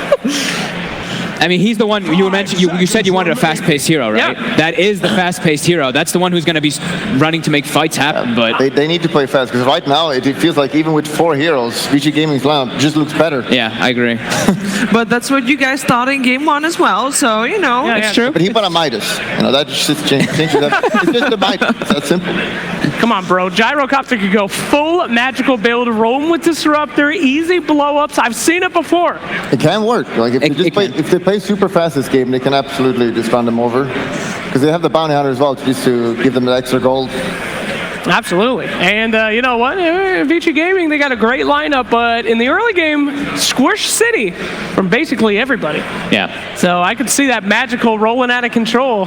There's a possibility there, boys. I mean, it's not a very good possibility. Oh, the decision has been made. RTK is giving the seat back there to Fade, and it will be a Bat Rider. Love the last pick Bat. Always when you get this opportunity, and you see the lane as well, which Gyro's not the worst in the history against the Bat, but he's actually kind of good because you can spam the missiles on the Bat, but even so, he should struggle and have a bad lane for sure. And I'm feeling Vici Gaming for sure here. Feels like a really well-rounded lineup, and LG just got to win off aggression. Otherwise, they're just going to lose, I think. So you're going for Vici Gaming for the second game Vici again. I'm definitely going. I really like what Vici's got. I think it's a lot of pressure on Ame and FY just to... Ame to cause chaos so that FY can farm as this Enigma, but even if FY gets farmed, there's so many counters. I have to lean for Vici. Listen, PSG.LGD has got the magical damage. They've got the early game. You don't need late game big ultimates when you got Gyro building Veil. Trust me on this one. LGD for show. I actually believe in the Bounty Hunter this time. Are you I'm going to make it 50-50 here. You fool. I mean, good. It's going to work. You were right last time. You know, I got to follow my top analyst. All right, guys, do you remember, during this game, again, you can vote for the MVP, who you think is the most valuable player. All the commands have stayed the same. You can just type the names in the Twitch chat. I'm sure you know the drill by now. And it is time for game number 2 to begin. So let's head over to Moxie and Lizard. Hey, Stockholm! So I don't know, Lizard. This is looking like a pretty difficult game for this Enigma to get anything off. It's definitely looking like a difficult game for an Enigma, but honestly, this Enigma does not have to buy a Blink BKB, does not have to be playing for that black hole. This is going to be your Enigma that goes on that offlane with the bounty, secures his farm by sapping the enemies, by sapping his own range creep, right? Just eating it time after time again. And then goes to Kusun, into Greaves, and pushes with that gyro. So I don't think that's going to be way too bad for them. They've stated that Enigma cannot pull off that black hole, and honestly, it won't be possible in this match, as it's going to be very difficult to do it versus the Bane and the Rubik. But yeah, I think it's fine. You know, it's FY too, right? So, I mean, you never know with this guy. He's got really great positioning. Maybe somehow he manages to land that black hole on everyone that's needed. But yeah, just it's going to be a very difficult. Just black hole them, lol. Just yeah, five-man black that's hole. How you do it. Fine. That's how you do it. Just 5-man black hole, easy peasy. But I have to say, I like this from Vici Gaming a lot better than in that last game. They're not going to have a chance to buy any Midases. I hope Terrorblade doesn't buy a Midas or something similar. I hope he goes for normal items this time around and just pushes with his team. They have a lot of aggressive potential. If they play around this Razor, they can do a whole ton in the mid game. So would you say that you're on board with Vici Gaming's draft right now? Would you say that that's the one that you prefer? No, it does look a little more simple to execute. It does look a little bit more in the meta, but I definitely think that PSG.LGD, they have their plays with which they can win. You can see that ring of region on that bounty. That's Enigma's actually. That's FY. So FY, he buys a couple of rings, gives it to Bounty Hunter, maybe even a ring of health later on. And that bounty should have a decent laning stage versus the Terrorblade. Some Lord of the Rings stuff right there, but not going to be able to quite grab that rune in time. Chalice force back. All right. You're not giving him the bounty, but he's hitting you. So he's taking the gold with that Janada. He's a happy little camper. He's going to go on that offlane still and going to find his farm. Now, do you think Chalice is going to go off like Zai's Bounty Hunter? Because that was a treat to watch. That's the thing, though. Bounty Hunters are a hit or miss. You saw Zai's Bounty Hunter, and then you saw S4's Bounty Hunter. S4's Bounty Hunter was bad. Not that we're calling anyone out here right now. Not calling S4 out in the middle of Stockholm. Yeah, no. Being hated by everyone here. No. Not at all.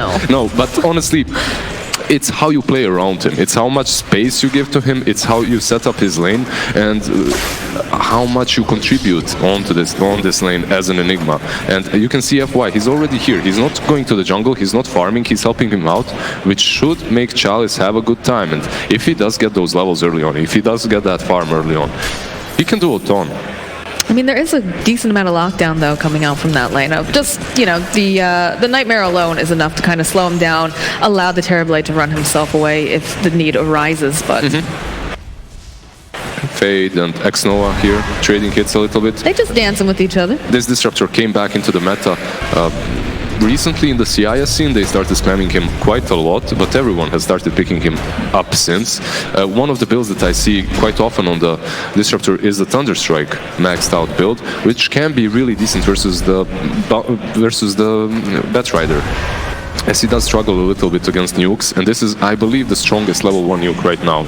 And if you level it has been for a while, I believe. Yeah, and if you level it, it's even better. So. It's a lot of stacks of sticky down there on that gyrocopter. That's got to watch out. What panel also didn't mention is the glimpse versus the Bane versus the Bat. It's not a bad spell whatsoever. So they do have counters to the Enigma, but on the side of PSG.LGD, they have the counters to some big spells of VG Gaming. I would say the only spell that's probably like better than the glimpse is maybe the X, because you can control the timing on it a little bit. Oh yeah. But yeah, anything that can change your positioning is super, super valuable, which is why, you know, force stabs are also super popular. Really great item. Yeah, in that game of VP versus EG, they really shined. And let's see, the bounty is being harassed quite a lot by this Bane. The problem with Bane is, the problem for every offlaner that plays against Bane is he's so tanky. You can't really trade hits with him. He also has that the brain sap, the brain sap to work with. So very good to trade. It's been the South American secret for quite a while, was the Bane pickup. And we see FY now kind of leaving him alone on that top lane. He is building towards Helm of Dominator, so basically what he wants to do is a transition from this laning stage like 5 minutes in, and then with that Centaur or an Ursa, whatever he finds, he should start pressuring the Terrorblade quite hard in that lane. Most likely what's going to happen is after he buys that Ring of Health, he's going to also give it to Bounty Hunter so that he can perhaps even trade versus the Bane. And Ori just going to sap a little bit of damage off of that Death Prophet. Lizard and I were talking about earlier, back when Death Prophet still had that passive, I think it's like Witchcraft or whatever, and she used to be super, super fast. Still has the potential to be very swift, but not quite as fast as a Razor. Yeah, especially not during the laning phase. She doesn't have the passive any longer, but the item build that you go on her does allow you to be a little bit... It allows you to be just as swifty as before. You buy that Tools, which is also good versus the Vessel that they mentioned in previously in the panel. Yeah, Vessel doesn't break the link though. It doesn't. But you just Tools him and you run away. That's true, that's true. It does allow him to sap a decent amount of damage for a little while. But again, pretty passive laning phase right now. DY trying to put some pressure over onto FY. There's a lot of damage though coming out from these Eidolons. Has to be careful. There aren't many supports that can stand like this and run into Eidolons on high ground, honestly. Absolutely not. Well, it's disrupting the farming a little bit, though, so I guess that's... He's getting some experience. Also, what's really important when you're playing versus an Enigma is that you cancel a few of these early clarities, if you manage to do that. Snova, the lands the magic missile. They've got a lot of stacks of sticky here. They'll pounce them back, and it's going to be first blood. Gyro does try to turn here, but yeah, it's not possible.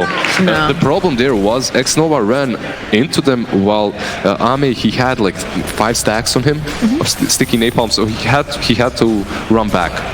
Sticky goop. Couldn't really help him. It's really annoying. It's really annoying to have that much. And again, you know, that's very, very smart on the behalf of that Radeon, knowing that you've got so much stacks of sticky, they cannot help the disruptor. And he was quite forward there too, so. Yeah, Xnova, not the greatest positioning movement from him, honestly. In that last game, he has been dying quite often, but for the greater good. He was dying on purpose so that his team can take good fights. That over there, giving out first blood like that isn't really the best, but it's the position 5 life versus a Batrider. You get caught, you're dead. 5-minute runes come out. DY secures himself for one over on the Radeon side. Should be able to go get the other Metalis. He's trying to get over there. He's trying, but he can't. He's not going to be able to, no. He's going to steal some gold and be satisfied with that. Call it a day. Yep. If he could ever catch him. Yeah, they've got the sentry. They know he's there. Enigma is carrying that Ring of Health. I'm wondering if he's going to pass it over anytime soon, as that's the only thing that he has in his active inventory. Bottom lane, Ame in for trouble. 4 stacks of sticky. He's got a fairy fire. Can they make it out in time? They need one more hit. Can they find it? He's out of there. Now Yang has a bottle. He's going to get thrown into the kinetic field here. Just taking a little damage. Nova actually tanking some of that creep damage too, so. Yeah, he had 10 stick charges, but yeah, not a lot of damage there from him. He didn't have enough mana for another Thunder Strike, so he has to let him go. And the bottle abuse, obviously, coming from Fade once again as soon as he ports into that lane. And just right on back to farming top lane. Chalice doing the best he can. Has weakened up a bit, has a Ring of Health. Once he reaches level 5, they have to do something about him, as he starts spamming these Janada hits so often versus the Terrorblade that it becomes impossible to farm. It becomes impossible to be sustainable on that lane. You have to leave. You have to go to the jungle or kill the Bounty Hunter. So they should perhaps put some resources into stopping him a little bit, into delaying those levels. But instead... Yeah, they've got vision over here on DY. FY knows, though. Yeah. Oh, yeah. Again, he's got to be careful. Nightmare comes out. They're going to go for the dive, though, over here onto XM. XM caught the trees. Is getting sapped. So much damage right now. Spirit Siphon going to have to pop a Fairy Fire. Still trying to run away. Does have the boots. Yeah. And it looks like they're not going to find anything here. Chalice sitting very, very low here in the top lane, as is the Terrorblade, though. Nothing happening. DY. DY's actually going to get taken down to tower right now. FY. Can he get away fast? No, or he chases him down. All that damage, plus 168 damage on that Razor, just takes down Enigma in a few hits. At the same time, Terrorblade has been zoned out completely from the top lane by a solo Bounty Hunter. So you are making these rotations around mid, you are not killing that Prophet, and at the same time Chalice, he has that Ring of Health, he almost has phase boots now too. Yeah. And he's just putting so much pressure on the Terrorblade on his own. Well, you This isn't talked about, working you for know, Vici. rotating the Terrorblade off to the jungle, which is something we see fairly common, allowing someone else to come sap some XP from the lane. But you can't really afford to do that. Like you said, with this bounty hunter, he's just going to be spamming Dota. He's going to be chasing after, you know, the Terrorblade over in the jungle if he wants, or whoever's unfortunate enough to be in that lane because they're under-leveled. Exactly. You can't really afford to do that. Again, the move over onto XM, Magic Missile comes through, and they'll clean up. TP gets cancelled out, or he's just going to focus on that tower. This time around, they do take down that Prophet, and it's also, I believe, a catapult wave that was there, so they do have some damage on the tier 1, which is really good. But Paparazzi... Look at this Terrorblade. That's Sunder. Paparazzi has Sunder, picking it up, turns back around, will turn around on FY, they find the kill. They'll take down the Enigma, no problem. There's going to be the TP changing out here. They've got the rest of Nexo, but he's going to get taken out as well. That is a double kill. Great coming rotations. out. Just great rotations by Vici Gaming. All 4 of them are here right now on the top lane, which isn't really great when it comes to splitting resources across the map, but it is good for them because they do take down that Enigma, and they don't let them kill the Terrorblade. Yeah. Basically what happened there is Enigma and Bounty Hunter, they were hoping the Terrorblade does not have Sunder leveled. As that happens quite often, they go without Sunder until like level 8, 9, just to maximize the farming potential in the jungle. But this time around, even on level 6, he already took it. He was smart enough about it. He expected the aggression and he punished them for it. So very well played by Terrorblade. It's always nice to see players when they adapt to things, you know, and they realize, yeah, there's going to be a lot of aggression coming out. I probably need this, even though it's not typical. Yeah. And that Enigma has died twice now. That's a position for Enigma that's farming the jungle, which is not going to have a whole lot of impact later on in the game with black holes. So right now you need this farm, you need this Dominator. It's a little bit late, 9 minutes in. It's not perfect timing for a Helm of Dominator on position for Enigma. So he didn't really manage to pressure these lanes quite as much as he usually can. But now it's the time to act. Now it's the time to pressure these towers. You need to play around this Dead Prophet. You can't let XM die any more times. You need his ultimate. You need to be pressuring these tier 1s. Jack hit the glimpse right back into the arms of Bounty Hunter. Magic Missile gets used by Fade, but he's not going to be able to escape. This Crypt Swarm takes him down. That's a good kill. They're going to continue hitting that tier 1. And also, one good synergy that PSG.LGD has going for them is this Dead Prophet push with the Disruptor. If you want to defend the tower, you need to be there in full force. If you're kind of defending it, you're always going to get glimpsed back like that Vengeful, and you're going to die. Name feeling very confident right now, but Fade coming up here. He'll get the lasso off, drag him back through that Firefly. Still alive though. Disruptor going to join the fight, so that's a kinetic field. We'll slow them down just a little. Yang has to move back. They're still looking. Fade, he wants this kill. He wants the Magic Missile. He starts rolling up for it. He doesn't quite have it. He's going to be able to get away and hide over here in the tree line, and they'll take down Paparazzi in the top lane while all that's going down. Yep. So just perfect execution from PSG.LGD there. They save their core, they save their position 1, and at the same time they take down that Terrorblade on top lane. That Prophet has rotated. He's sick of dying on mid lane. He's making these rotations. Also Enigma came with the Helm of Dominator. DY. Level 4 Janada, give me that gold. Oh, there it is. And just the chase, the glimpse back, right back into that kinetic field, and Chalice. The reign of terror has begun with this Bounty Hunter. That's one poor Bane right now. Just losing all his gold. Level 4 and a quarter, 10 minutes in, it's normal for a position 5. He's gonna buy that tome, be level 6. You will have that grip to work with very soon. Now this is interesting too. They were able to take the top tower with the Enigma and the Eidolons. They didn't have to use the Exorcism. They still have it if they want to fight. In fact, look at that. You saw the meta get popped here thinking that they were going to go after the tower, but XM shows up and he's got the Exorcism. That's just too scary right now. The problem is this FY Enigma right now is a hero on his own in this jungle. He doesn't need any help. Buys that Dominator, uses a creep and just starts pushing in. This creates so much space. Your top lane is always pushed in. Oh, they use a black hole. They have the Eidolons. Is this going to be a kill here? Oh, the Vici walks into it too. Can they take down Yang? They get the kill. FY. FY What a little god. Eidolon. Look at him, his little army. Yeah, that's it. You have to commit many heroes into killing him. Oh, the glimpse Fade. These glimpses have been on point right into that kinetic field. Not going to be able to get the kill today. I believe there's a big issue on Vici Gaming that their supports are very underleveled. You have Vengeful and Bane. They're supposed to be crushing this laning stage. On the other hand, you have this Enigma that's a basically a jungling hero, and they're the ones on the aggressive. They're the ones that are creating so much space for their cores. Vengeful and Bane, they have to do a whole lot more at this point. I mean, don't forget, they have a Terrorblade, baby. This is like the comeback king hero. Seen a Terrorblade take down an entire team 1v5. Of course, that was very late into the game, and I do not think that PSG.LGD will allow them to go that late. But you never know. It's a major. A lot on the line here. Right. Xnova with that glimpse can definitely take down Paparazzi. He's got a static storm too. Can't sunder if he can't speak the spells.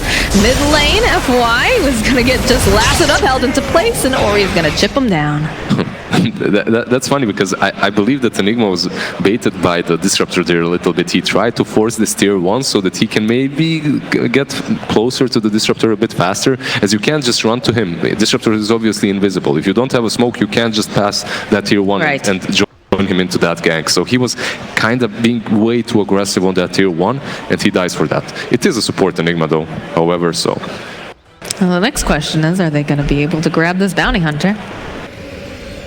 So I'm thinking yes. I'm thinking the Bean's grip comes out. Oh, they've got the Scream Wave of Terror. And yeah, it's just held in place. Yeah, double kill. Easy double kill here for That's very good. They give the double kill to Ori. He's the one that's supposed to create a lot of space for them in this mid game, and with that's a slight little boost. Glimpse over here. Paparazzi in for some trouble right to the arms of Ame, and Nova. He cannot get that thunder off. He's out of here. That kill was so good for them, giving that Gyro a core kill. Gyro, wait, is that a Midas? He got a Midas. All right. I was going to ask you how you felt about that, considering this is a hero that usually, you know, likes to fight, be very active, but a bit greedy. That's very counterintuitive to what every single other gyrocopter does right now. They basically try to fight as soon as possible, as much as possible. Another glimpse. Glimpse right back. Ori, they don't have the follow-up just yet. They do have the track. Right, they track the Venge scare him a little bit. Venge. Fade. And get hit here. Magic Missile comes through. You can see that Chalice is trying to be as aggressive as possible, but the rest of his team, they're just satisfied with farm. And that's one of the reasons is the fact that Gyro went for that Midas. Oh, they have the vision now. Chalice, go for the swap. We'll get the silence up. Look at the damage coming out. They'll just take down Fade. And the Glimpse comes right back out into the cage. Has that Yules over here. Gonna buy himself just a little bit more time. Spirit Siphon coming out to go and pop the stuff. And now it looks like Ori trying to run himself out. He just has that crack on him. He's gonna get taken out. They will be able to take down DY. And now Batrider looks like he's in for some trouble. He's gonna try to flap those little owl wings out there fast enough, but they have the net, and he's out of here. They're still not done yet. They find themselves a bait. He's silenced up, and that's gonna be the end of him. Xnova strikes again, time after time. These glimpses. He does not, this guy never tunnel visions, honestly. That's why I respect him so much as a position 5. Just runs past straight to all of them. He doesn't care about that Batrider. He knows, he believes that his team is gonna take him down. He just goes, yeah, you take care of the Batrider, I'm gonna catch some more. And he gets that Bane too. So another bonus kill for them. He has been on point. And the tier 1. Absolutely. Still a little humble, little disruptor though. Those brown boots, wards. Well, we've seen what Solo can do with that little humble disruptor if he gets farm, if he goes for that agonist. So in this particular match, he can do a whole lot later on too. Disruptor is just one of those heroes that has multiple power spikes, even as a position 5, if you do allow him to get that farm. It also helps when you're landing every single one of those glimpses into your kinetic fields, and you've got the rest of your team to back you up. I'm sure that feels pretty good. I'm not certain. Vici Gaming, they have this super aggressive lineup, which could be pressuring PSG.LGD right now, but every sign of aggression that they've shown was punished severely by the side of PSG.LGD, and they aren't really able to utilize their spells properly. Oh, Chalice again gets spotted out, dusted up too. The silence though, he's going to be able to chase down. Look at this. It doesn't matter because XM comes in and lends a helping hand. Has Buckler, has drums. He's very difficult to take down right now. If you want to kill this hero, you basically need to use that grip, or lasso at least. There's no other way. Dust will not save you. He's just going to pop drums, phases. He's going to have 500 movement speed. Did you see that there's an Ags queued up on this gyrocopter? That's interesting. Glimpse back coming out here on Young. He's just gonna get taken out of the fight completely. They use the exorcism over here. He's taking many wounds. And just like that, that should be an easy tier 2 for them. Vici Gaming, they aren't really able to do anything about this. You can see there's Bane and Vengeful on their high ground while all of this is happening. Yeah. So they're losing the tier 2, but more importantly, they aren't reacting whatsoever to that aggression. They aren't doing anything across the map. They are crumbling under the pressure of PSG.LGD at the moment. What are they? I guess they're waiting for the BKB on Razor. I guess they're waiting for the next big item on this Terrorblade. That's going to be that Manta. But there's so much magic damage coming from the PSG.LGD. It's at least the smoke. They need to find something. They need. Oh, they take a wrong turn though here. They could have found So Ame. unfortunate. Maybe with that ward. Maybe they'll swing around? No. Nope, they're just going further in. That's so unfortunate. Not it's a good idea. It's a good idea. It's an aggressive movement that they definitely needed, but sometimes about to wear off. So they'll make their way bottom. They don't have the gyrocopter there right now. Dire's top tower is under attack. Sometimes you just don't get the right runes. Sometimes you miss someone like 100 range away because it's nighttime. Paparazzi. Yeah, sometimes you get glimpsed back into a static storm. The rest of the side, PSG.LGD just going to be able to take down Terrorblade. Like, it's no big deal. They're still thinking about going in on this. I'm not sure about this. They'll jump over onto Chalice, hoping to maybe get that lasso. We'll be able to grab it. Enigma going to get used up into the air. They'll go throw out the stun. Can they find this kill over here? The swap comes out. They've got the Fiend Script. They'll take down over in the back lines Chalice. Now XM trying to run himself back here as the Spirit Siphon out. Is trying to stay alive, but they'll turn their attention over to Venge. Venge is going to get taken down. They've got the track over to Ori. Ori's going to get hit with a missile. And they're just dead with the glimpse back over onto Yang. 5-man wipe right there. Oh no. Vici Gaming, they're just desperately trying to make anything happen in this game, but why did they go in with the Terrorblade down? Terrorblade died, but they thought that they had an angle of movement. They were coming from the Radeon jungle, so they thought that they can take the fight, especially considering that Prophet's ulti wasn't up. But PSG.LGD, they win the fight even without the Dead Prophet ulti. Yeah. That's horrible. Yeah, that must feel so bad for them at the moment. They just beeline onto Chalice, and you see that Ori's got his eyes over on the Enigma, trying to sap some damage. They managed to find the kill on that Bounty Hunter, but just everything else starts falling apart as they chase this Death Prophet down. Yeah, mech wasn't used as well to save the bounty. I think that could have been done a little bit better. The two supports of Vici Gaming, they are not really on point at the moment. They use the grip and the swap on Enigma for some reason, isolating her from the fight, the Enigma from the fight, but at the same time not doing a whole lot more, not helping anyone else. They have like a sixth sense over here over on the Bounty Hunter. They doesn't matter twice, but drums phases and see ya later, boys.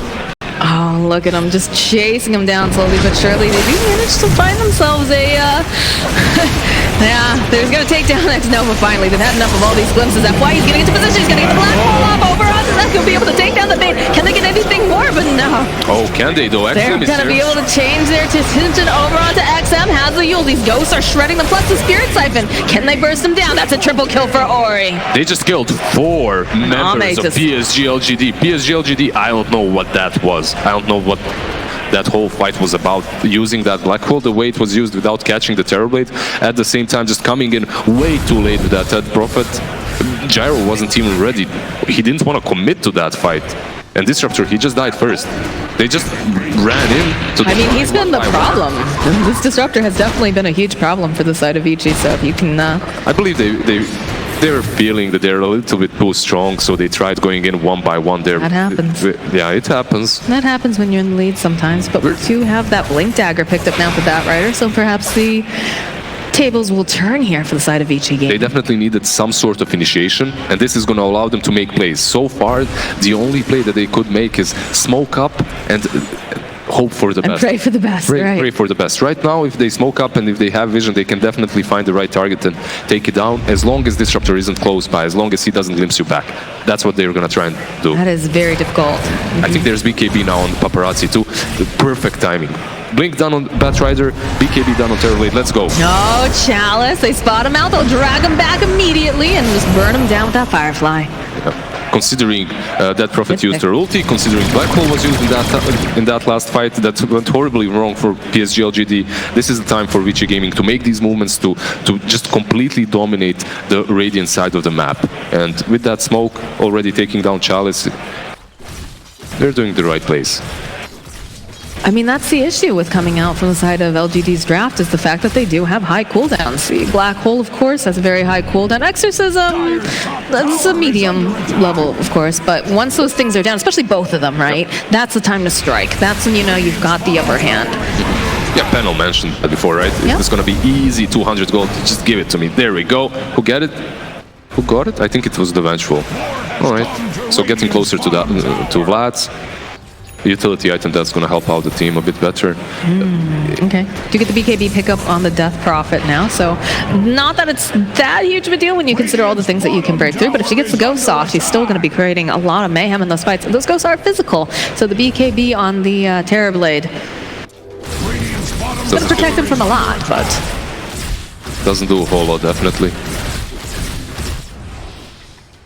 Well, it keeps him from getting glimpsed, right? Every time X-Novo sees him, it seems to be a glimpse into static Glimpsed storm. or silenced by that Prophet, Right. that BKB was definitely a must. Oh, Chalice. Again, the swap comes out. Every time he goes for these tracks, they cut the Fiend's Grip over here onto him. FY is looking for a position, does have the Black Hole, sits with him, but immediately gets lassoed out. Is not going to be able to get it off now. They're trying to burst him down. Paparazzi sitting very, very low. Something needs to be super careful. Swap. We'll just go and sunder his teammate to stay alive Look here. at these two hiding away from Eidolons. Just kill him. Oh, This the is a glimpse. spooky Eidolons, man. And it's gonna hold that. Death Prophet coming through with the Exorcism. That will be able to take that X-Nova, or he's popped his BKB, but we talked about these ghosts. It doesn't matter when it comes down to those spooky, spooky ladies. Yeah, you called it so well, Moxie, before. There's basically physical damage coming from the Spirit. So even if you BKB and port out, it's not really going to do a whole lot. And I believe that was a 10 seconds BKB coming from Razor, so he's not going to have that very long duration in the next fight. That's not what you want to be using that for. And that translates into a Roach we I talked don't think about. they have enough damage. There is pain around, and the Spirits should run out quite soon, but yeah, they aren't going to commit, it seems. Have to be really careful here. That's a really low Roche. A couple bounces with that trap. That's Chalice right, just though. poking him away. Yang is thinking about it. He's not hit. Oh, he tries to go for the snatch. He's not going to get it, though. It's still going to get picked up by the Gyrocopter, and unfortunately, Yang, despite being a brave Bat Rider, is a very dead one. Yeah. Vici Gaming, I can completely understand why they tried to go into that rush. I understand why Vengeful and Bane were trying to poke and pro them while the Batrider was porting in, as they understand that they have this XM Prophet that used her ulti before, so the Spirits aren't going to last for a whole lot, and if you get the team fight, if we maybe manage to snatch the rush and then take a team fight afterwards, they're not going to have the Death Prophet ulti to work with. So it was the right idea, it just didn't work out very well for them. And they don't have the Exorcism up, but they're still feeling very, very aggressive right now. Been using those Eidolons to push the middle tower. The reaction time, every time Chalice does any sort of a track, immediately just at least one dust, if not two, pops out. Yeah, he's making them waste so much gold with that. Every time you kill this bounty hunter, if you use a dust, that's still some gold lost. If he hits you once or twice with Jinada, you're going to be a very poor support throughout the game. You can see this being rocking boots and sticks. And 3 sentries, obviously, just to be able to take away the map control from the bounty hunter. But this Midas Aghanim's Maelstrom allows Gyro to farm incredibly fast.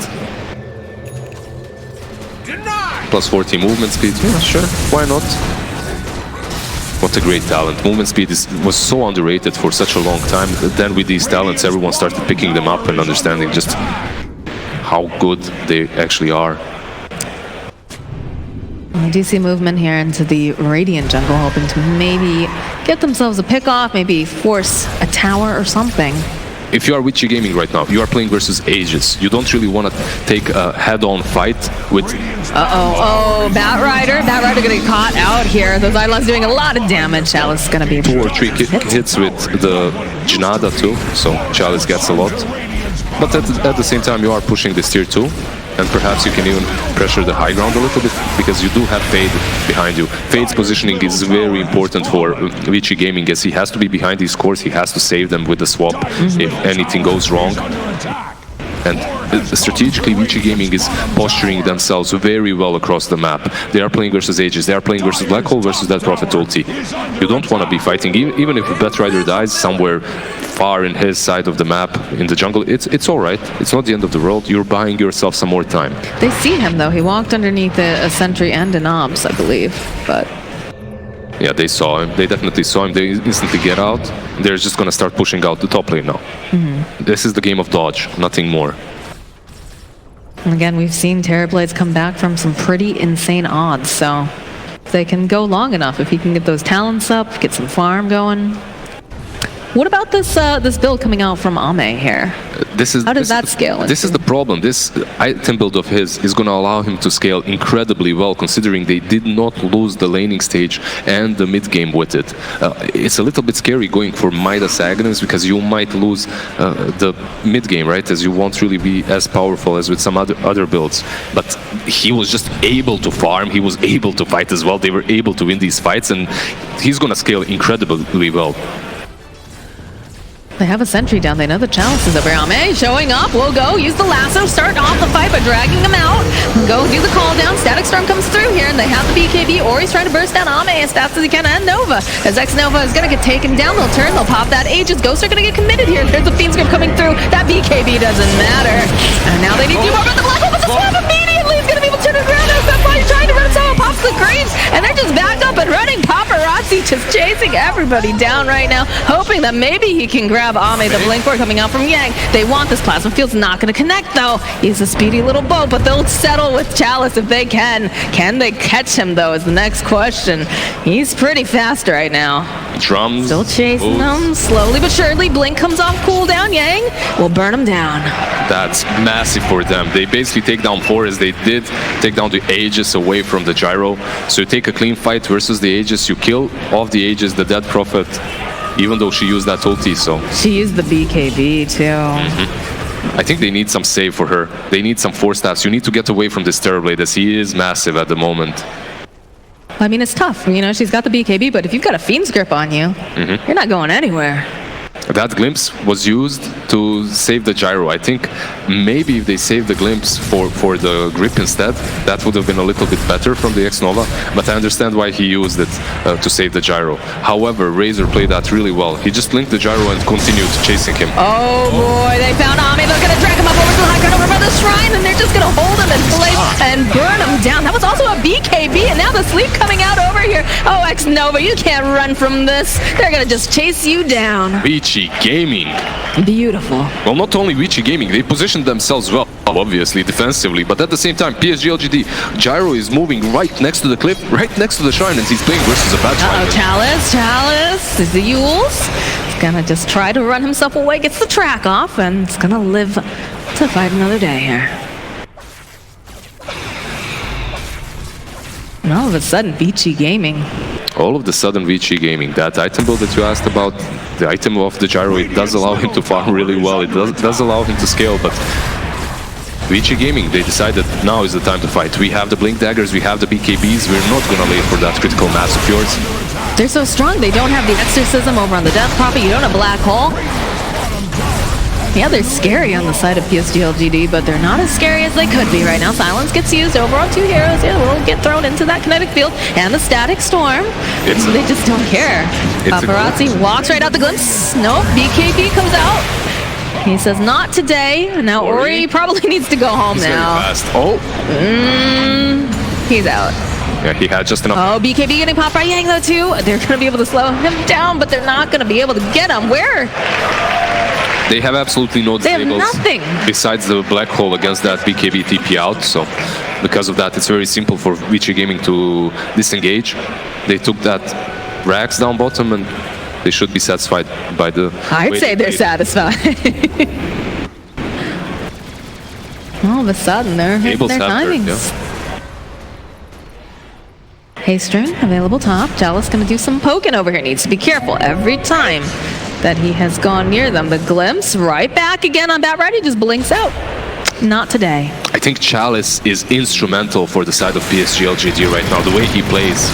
Bane's going to get taken down here. All right, they take down the Bane, but it's not the end of the world for Vici Gaming. It's just a position 5 again.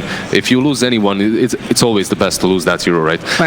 It's very important for Chalice to be as aggressive as possible, to poke and pro them so much that they have to use either a lasso or grip on him, as that's going to allow the gyro and the Dead Prophet to do something in these team fights. Right. He has to be the one that dies. He needs to be the sacrificial lamb, I believe, for the side of LGD. There's a butterfly now completed on the Terrorblade. They do have a lot of magical damage, but they need this MKB. I believe they have to wait for it. They need the MKB on the gyro before the next fight. They need a way to answer this Terrorblade's damage output. Feels like they're being a little bit antsy though too. They know that they've got this black hole. They've got their ultimates up, right? You've got the big things. And they got the MKB instantly. Why not? When you have these basically 3 items that allow you to farm this fast, you get the MKB in a matter of minutes. This is big plays right here coming out from Vici. They're hoping to maybe get a pick, and then Roche is going to be up in 10 seconds, Lizard. Yeah, and they caught, if they manage to catch that gyrocopter who has just recently purchased the MKB, he's not going to have a buyback. That doesn't have to be Roche, that could be game right there. You have this Terrorblade. Terrorblade pushes incredibly fast. Oh, Enigma is actually going into Lincoln's. It's going to be a very difficult black hole. Smoke on smoke. They're going to be going up onto the high ground, though. That's XM. It pops. You know, someone's there. And immediately the meta, there's going to be the BKB, and they've got the Lotus Orb here. We'll go and throw him out with the heals. They go and they grab the lasso, though, on the back end. They really want to take down Mac. Comes down, though. Running fly. It's beautiful. It's going to be able to take down Fate almost immediately. He's going to have to find that Grace get popped. Now Paparazzi, he's got to get himself away. He needs to look for someone to get that thunder off on. And now FYO is a beautiful black hole. But is he going to live? Is he going to make it out? He's running. He blinks out. Oh, what a player. Right, they use the black hole though, and it's only the best rider that they have killed. But the meta has been committed, which is huge. Alright, they're vengeful with the buybacks. They got some buyback. Of course, the 2 buybacks on the supports. FY, man. We talked about that, you know, how hard it was going to be an Enigma in this game, but this guy's positioning. They just got a little bit baited by the Dead Prophet who just ran onto that high ground. And instantly the FY follow-up with that black hole just obliterated these 2. Oh, Ame, the swap comes out. Oh no, Ame is going to come. He's going to get taken out immediately. Mount Doom, they just follow up over on FY2. They're playing in such an aggressive way with their gyrocopter. They don't have the black hole. They have 0 saves for him. He should not be doing that. Roche is up. Hunter should be doing that. And now because of the kill, Roche is completely free. 70 seconds without the gyro, and they should know that he has no buyback. They should know that he just purchased that MKB. And that's Aegis Cheese too. That's Aegis Cheese. There's not going to be a black hole to set up this fight this time for the side of LGD. Do you have the exorcism? Oh, the jump forward though, coming out from that right. They want to see if they can just burst out. Immediately, Magic Missile going to get reflected back. They've got the BKB over onto XM. He's going to try to run himself out. They'll turn attention again, the swap with the Yules. Buying a little bit more time, but it's just cat and mouse right now. There's Magic Missile. They just take him out. There's no XM. Does have buyback, does have exorcism. Not the end of the world. Yeah, his buyback is definitely going to be forced here. You got the cheese on Terrorblade, or sorry, not just on the Razor. You've got the Aegis on Paparazzi. This is not looking good for LGD. Even without that metamorphosis, they push just way too fast. That's all FY can do. This is the problem. If you buy back right now, your gyro is still dead. It's going to be absolutely useless. They're still going to take your Raxes. Perhaps. Nah, they're okay. So Vici Gaming is. Oh, the glimpse. Glimpse back on Paparazzi. It's alright. Vici Gaming is going to be disciplined. They're going to move back. They still need that tier 2 on the top lane to take down first. They're going to take down all the shrines first and then fight. I want to see what this graph looks like after like the early game. Look at that. Yeah, oh man, we're right back to being about even after all of this. Vici Gaming with only 1k. Ooh. Let's swing. It's not over till it's over. We need some massive black hole from FY. That I believe that's their winning potential right there. Scotty just got picked up on Terrorblade. This game got a lot harder now. It became a lot harder as well, as Dead Prophet isn't going to be able to joke around in these fights. XM, he's not going to be able to just run in and create space for FY to get a good black hole off, as that Scotty is just going to slow him down. Okay. He's going to fall. Just letting Paparazzi know he knows he's there. They just have so much control right now at Vici. Wave of Terror, trying to do some scouting. Chalice just throws out that track again. They're just gonna siege. The catapults. They've got Black Hole back up again though. All eyes on FY now.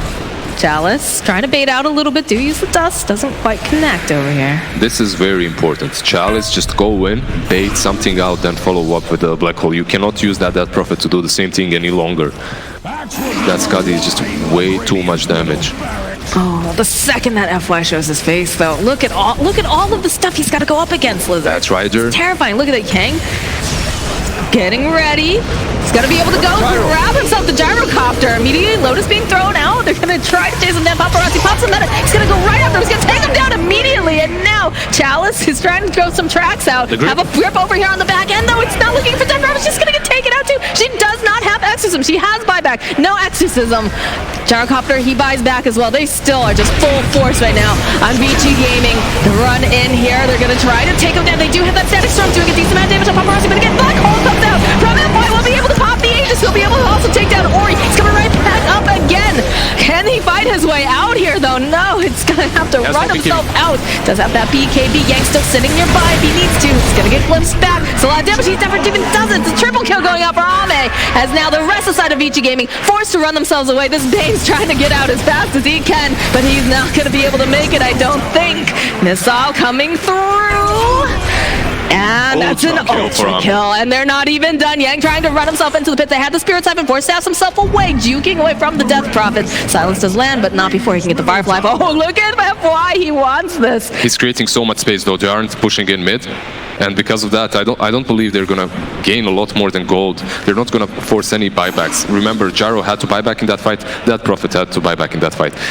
I just have to say, XM, he bought back. Yeah, he doesn't have that Exorcism, but he is the reason they won that fight. SE just ran past everyone in front, and he silenced. You can see him here. He buybacks, he runs straight next to these guys, and he silences the Vengeful and the Bane there.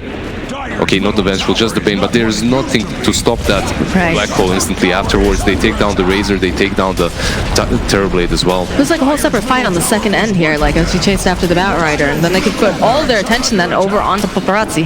Yeah, and Gyrocopter was just standing on his high ground and hitting all of them. Meanwhile, the Rexes are falling on the mid lane. You can't force any buybacks if there are none. There's only the Razor with it. This game is just so back and forth right now. This is only game 2 right now. Can you imagine? Like later on, look at that.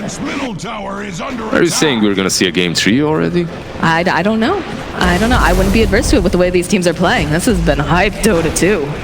Sure, our crowd wouldn't mind it either. But we shall see. Man, FY's Black Holes too. He has that Lincolns. He's going for the Aghanims actually. That's very... Alright, very interesting considering you're playing versus so many heroes that can break your Black Hole even though you have the Lincolns. But maybe it's just the chaos, right? The chaos of having to target, because if one of those spells goes down, that's one less spell that can control and lock down your cores, right? Yeah, and his teammates are always helping him out, baiting out those big spells, so can be helpful. And then just having all of that damage, you know, you place down the Midnight Pulse, and then you have the Ags on top of it with more damage. Because he's the one who's like getting, like they need to burst them down fast enough. That's honestly, there's Etherlance on Vengeful. How do you get a good Black Hole any longer? Like, how do you hope that she swaps you, and then they have, because you have the Lincolns, you hope that they use another spell on you, or that they're taken so aback that they weren't you know. You never know. The heat of battle, man. So far, they remained very calm in these battles. Oh, there's a double damage here on this bottom rune spot. Razor with that Satanic finish, so tanky. I can't really blame Enigma. I can't really blame FY for trying to get that percentage-based bonus damage with the Aghanims.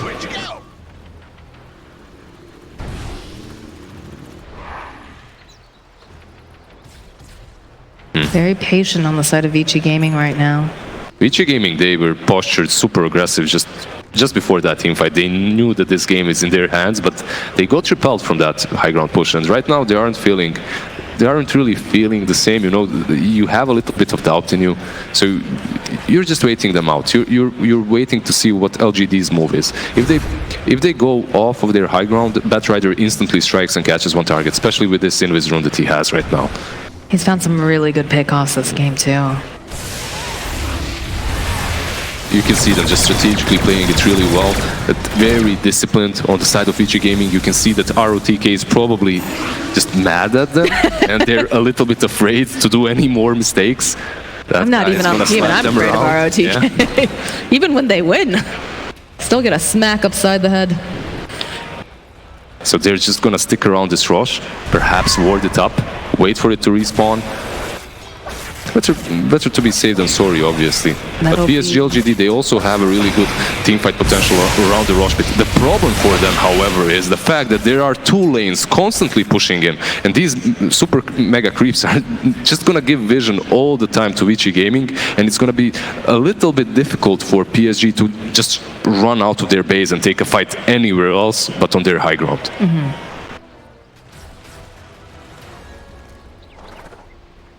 Yeah, that double damage bottle feels so good. They've got a full Satanic on the Razor. This is very spooky stuff for the side of LGD. Very neck and neck game too, only about 1k difference. It's about what these heroes do with that Meteorite, right? Right. On one side, it's very defensive postured, Enigma with Lincolns, whatnot. On the other side, it's all into the aggressiveness and the damage because it wasn't necessary for them to itemize defensively in that way, as they have these heroes that save them on their own. You have the Vengeful with the swap, you have the sleep. FY, no one's in the vicinity. Wants to Should be finish able to that get axe. that. There we go. All right, there's the axe pickup. They're so postured over here. This is gonna be so scary. Oh my god. Oh, and they find themselves a target. We'll get the glimpse up, but they've got the BKB. There's the black hole coming up from FY. He'll be able to hold them in place for so long, but now there's a double Ame coming through. He's gonna be able to burst it. No, he's not gonna be able to. He's gonna be in soldier. He's gonna be taken out. They go and they drop the Dexter. They've got the BKB over on the Death Trap. She's trying to make as much cash as she can, trying to just stay alive, trying to put out damage, trying to take down anything, and she can't. GG gets called. We're getting a game 3. What a great way to start the first series going the third game, honestly. The hype is real. The hype is so real. Oh my goodness. Vici Gaming.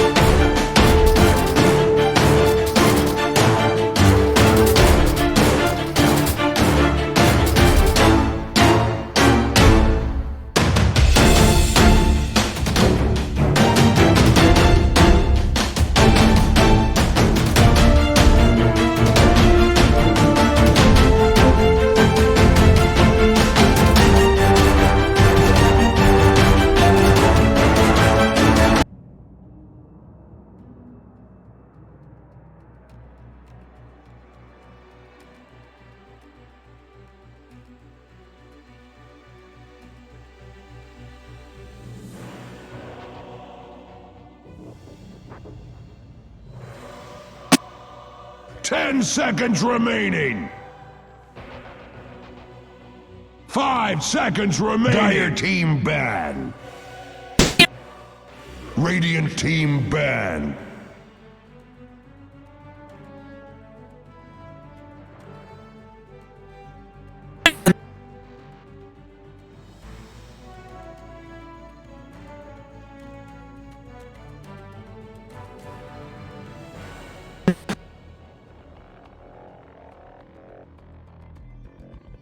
Ten seconds remaining. Dire team ban.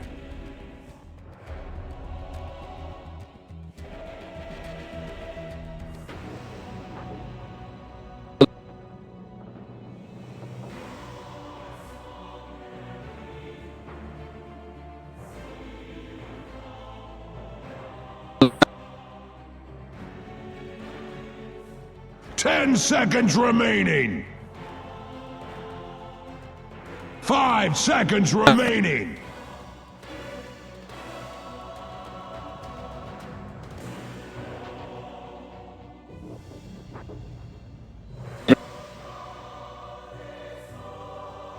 Radiant team ban.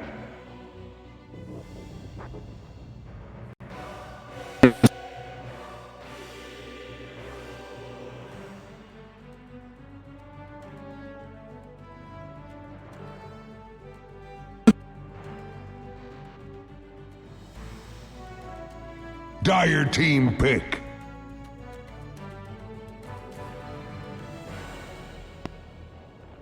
Radiant team pick. Razor.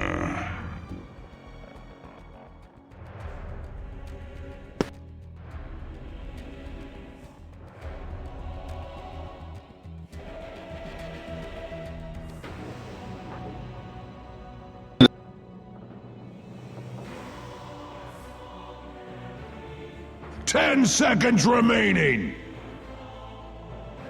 Radiant team, dire team. Disruptor.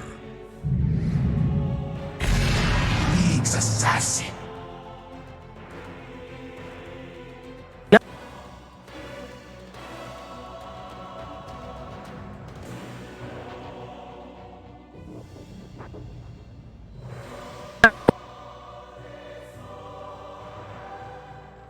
Ten seconds remaining. 5 seconds remaining.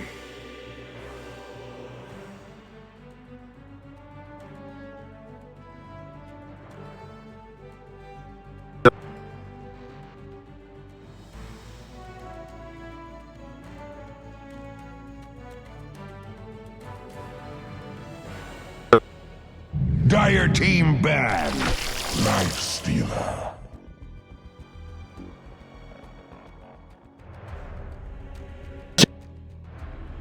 Radiant team ban.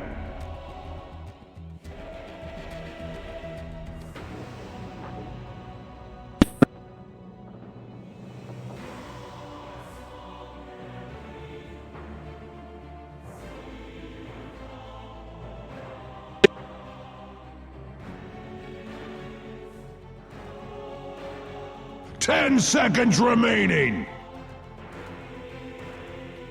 5 seconds remaining.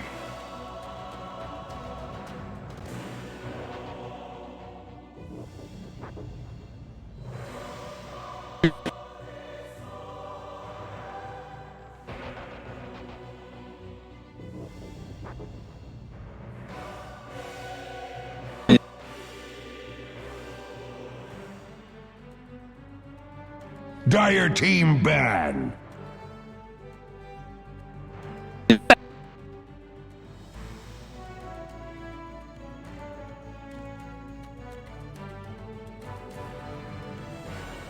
Radiant team ban.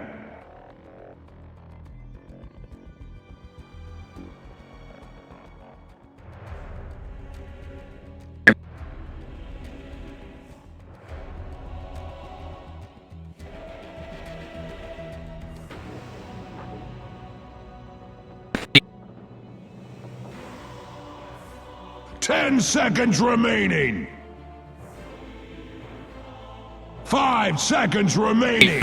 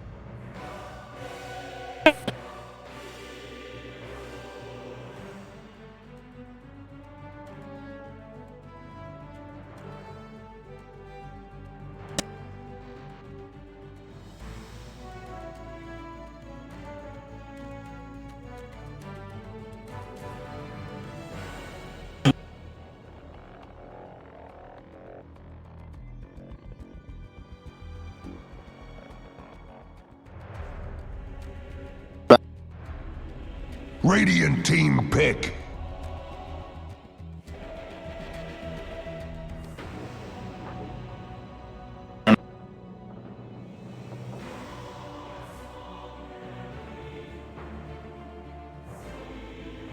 Dire team pick. Necrophos.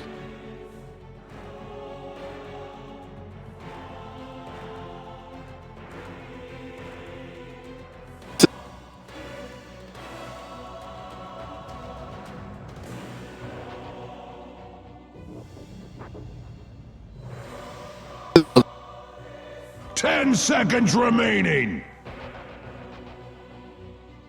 5 seconds remaining. Radiant team pick. Shadow Demon. Dire team pick. Weaver.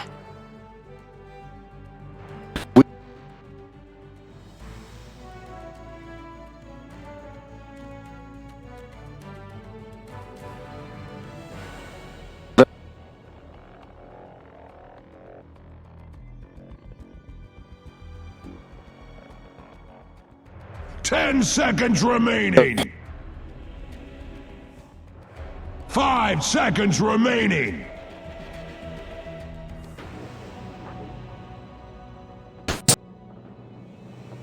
Radiant team ban. Bounty Hunter.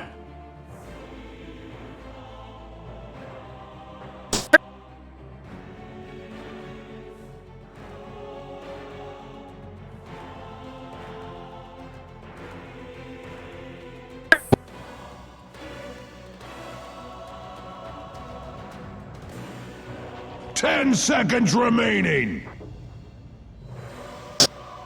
5 seconds remaining.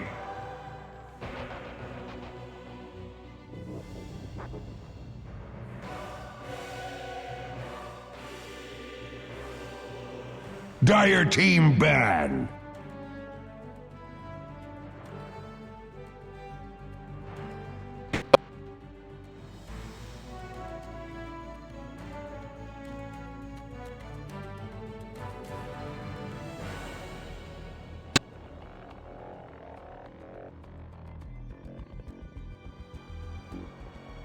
Ten seconds remaining.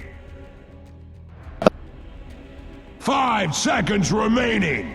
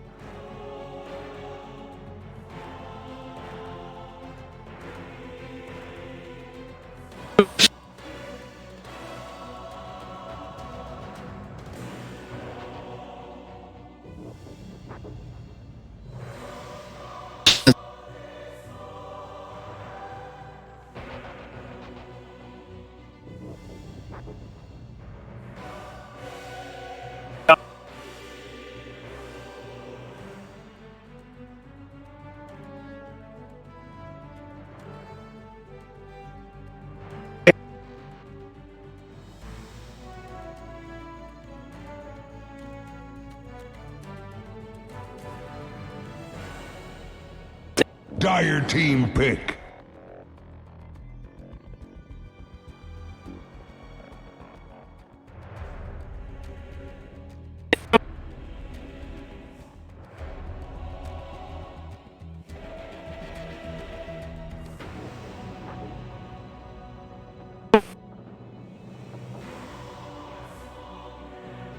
10 seconds remaining. 5 seconds remaining.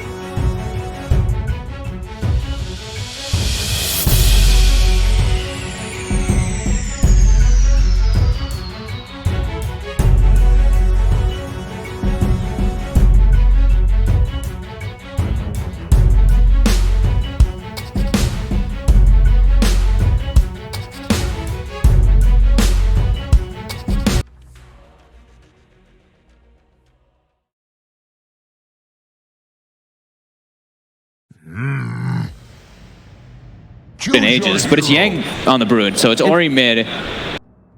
What the? I mean, this is a god tier Spirit pick that provides everything they needed. They needed stun, they needed silence, and he gives both.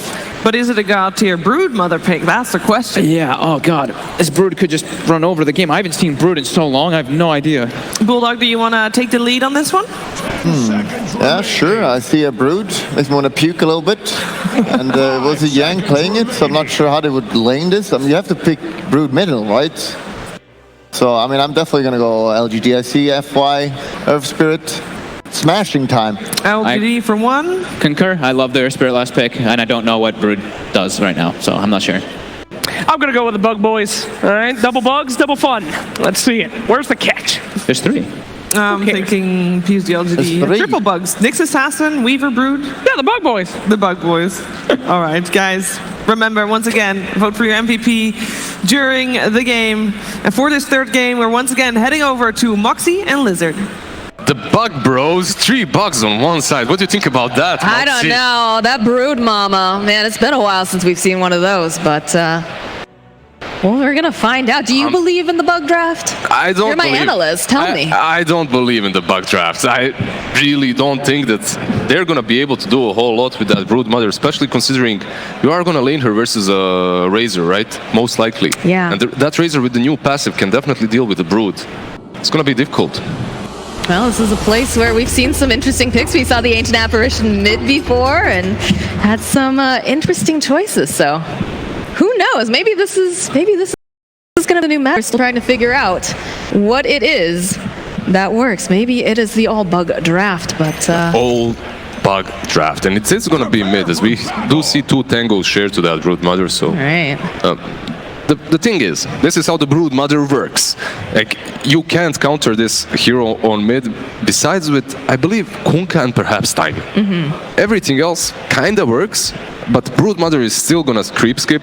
She's still gonna put a couple of webs around your shrine, around your tier 2 and tier 1, and she's gonna farm both the jungle and your waves. Can you put a hero that scales just as well with those first creep waves given completely freely to him under the tower is the question. I think Razor is fine in that aspect. This hero with the Atos is gonna allow you to even catch the Brood afterwards. So you think this mid matchup is going to be absolutely fine for Razor, or do you think it's going to be? I'm not certain. Just like Fox said, I haven't really seen Brood way too many times recently. Like, I haven't seen her I don't at think all. any of us have seen Brood recently. It's been a while. However, recently Furion popped back into the meta, and I've seen the matchup of Furion versus Razor. You have those summons, you have the treants, and they were dying 24/7 versus the Razor's passive. If XM does go for that passive and levels it up, which I believe he will. So if Broodlings are similar to treants, which they are, like the summons, they do have the magic resistance, but I believe they will be falling. There's a skirmish over here for the runes. We'll see 2 of them go over to the side of Vici, 2 going over to the side of PSG.LGD. Talking about other lanes, though, they have this Weaver that that bug, the second bug, is decent versus Nyx. Also cannot really be linked by Razor, as you can run away. So in that aspect, it's a good bug. And the third bug is the Nyx Assassin. Nyx Assassin punishes Nyx super hard once he gets that Radiance, as you have a constant way of initiating on him from Invis with that Spike Carapace. You don't even have to connect with a stun. Yeah. See that leash coming out though from XM. Just gonna leech off some of that damage. These first few waves are very important for the Broodmother not to be completely shut down. He needs to get level 2, he needs to get that level 3, so that he can farm with his little spiders.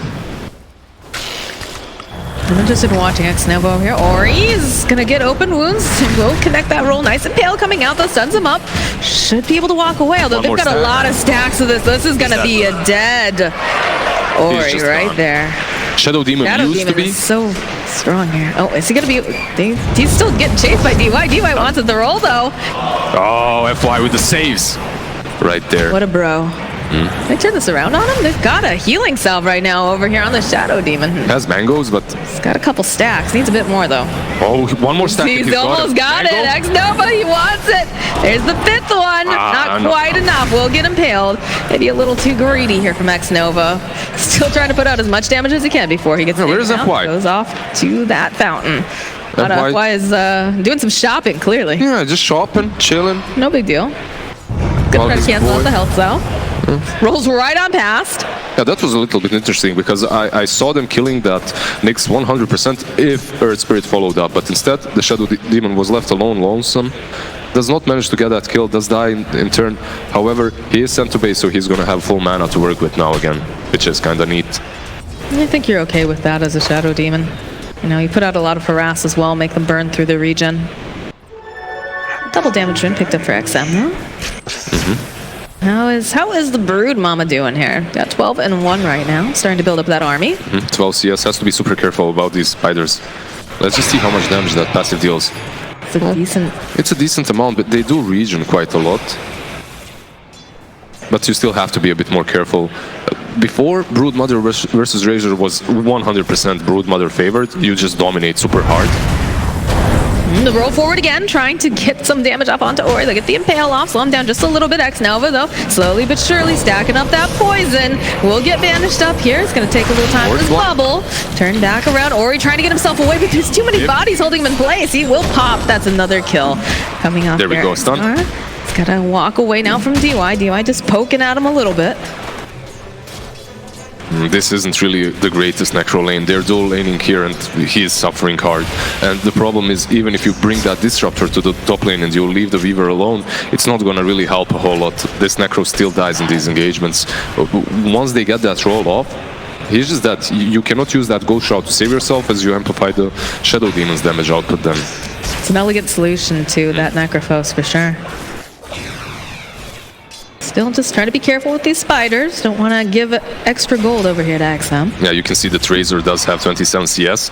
He isn't really benefiting a lot out of that CS. It is on the... He's making it rain though, Lizard. He's making it rain. He gained like 20 gold. So it's not super bad for Broodmother. He did not kill the big spiders. But it looks like X-Nova, Spike Carapace, trying to run himself away. Should be able to dodge it again. He just turns around, starts throwing out all of that poison. Rotation coming out from Fade here. Can they find a kill? Oh, I think FY is just out. Okay, Disruptor did make that rotation. Weaver is alone on the bottom lane, but at least this is helping the Necrophos somewhat. He's not dying any longer, at least. Well, I think Weaver's okay down here. Like, it's not... You know, you obviously want to make sure that you're... Oh, top lane here. Or it's still sitting very, very low. We'll just heal himself up with the Death Pulse again. He has 9 stacks in his Magic Wand. He already itemized very well versus the Shadow Demon. So he's going to be healing up a lot, even if he does take some stacks on him. And as you said, Weaver, he's alright versus the Bounty Hunter. The problem is when Bounty Hunter buys that chainmail for the phase boots, as it becomes a little bit easier. DY in for some trouble. Stone connects. We'll turn around, throw out that Thunderclap. Yeah, just harass him back. A couple points in that Thunderclap, like you were saying, too, to maximize that damage. Yeah, they're maximizing the Thunderclap for the harass. It's all right, but at the same time you're losing the catch potential on the glimpse or the kinetic field, obviously. So you're all into just sustaining here and just damaging them. Not really. You only have the Nyx for that stun and that's it. We see the Earth Spirit FY is rotating top once again. they don't really want to let this Nike suffer way too hard, as your Razor is doing quite fine on this mid lane. 57 CS, he's taking down a lot of these spiders, so you don't really have to help him. Just help out your Nikes to get that Midas as soon as possible. That kind of answers our question as to how the laning matchup's going to go here. It's just, seems like Razor is perfectly fine in dealing with these spiders, especially with the change from that passive. But bit of harass coming out on X-Nova again. He's going to go with the banishment, throw out some of that poison. And they'll turn their attention. Ame wants to chase him down. We'll turn his attention now over onto DY. Lands the Impale. Uh-oh, it's not looking very good right now for the Lifesteal. He's going to have to run himself away. 3 stacks, 4 stacks. And FY is going to get taken down. Nova trying to run himself away. DY is looking for that opening. Can he find it? He'll be able to get another kill. And they'll turn their attention over onto the next. Should be able to clean up. No, but the Impale comes out. Is he going to stay alive? DY, God, the glimpse comes out again. Trying to juke himself away. That one-hand run on it. Run away from the hand. You got the golden hand. Don't let it get you. Don't. I know you want a Midas, but that's not a Midas, and he's all right. With that rage, he does survive, but that was super close for Ame. That would have been a disaster if he managed to die there. So it's really good that he got away. I think we would have seen tips come out of that. Oh, 100%. It's very difficult. Like, I can see that FY, he's trying to make those rotations on the top lane. He's trying to roll in, but the problem is Nyx. He's positioned so well. He always positions himself so well that he's just waiting. He's waiting for FY to go in. If FY goes in, Impale is there. Instantly after the Impale, they take the fight. So he has to wait. But while he waits, Necro is just spamming those death pulses, which are allowing them to win that prolonged fight. Yeah, DY has definitely been on point here. Gonna sap some of that damage. Has the Spike Carapace up and running over here on XM. He's gonna have to back himself away. The Spider is not making a rotation. They've got the Thunderclap. XM is being held in place and he pops. Yeah, Spiders, they can die to the Razor, but the nuke from the Broodmother herself is quite high and they take him down with it. So, very good rotation.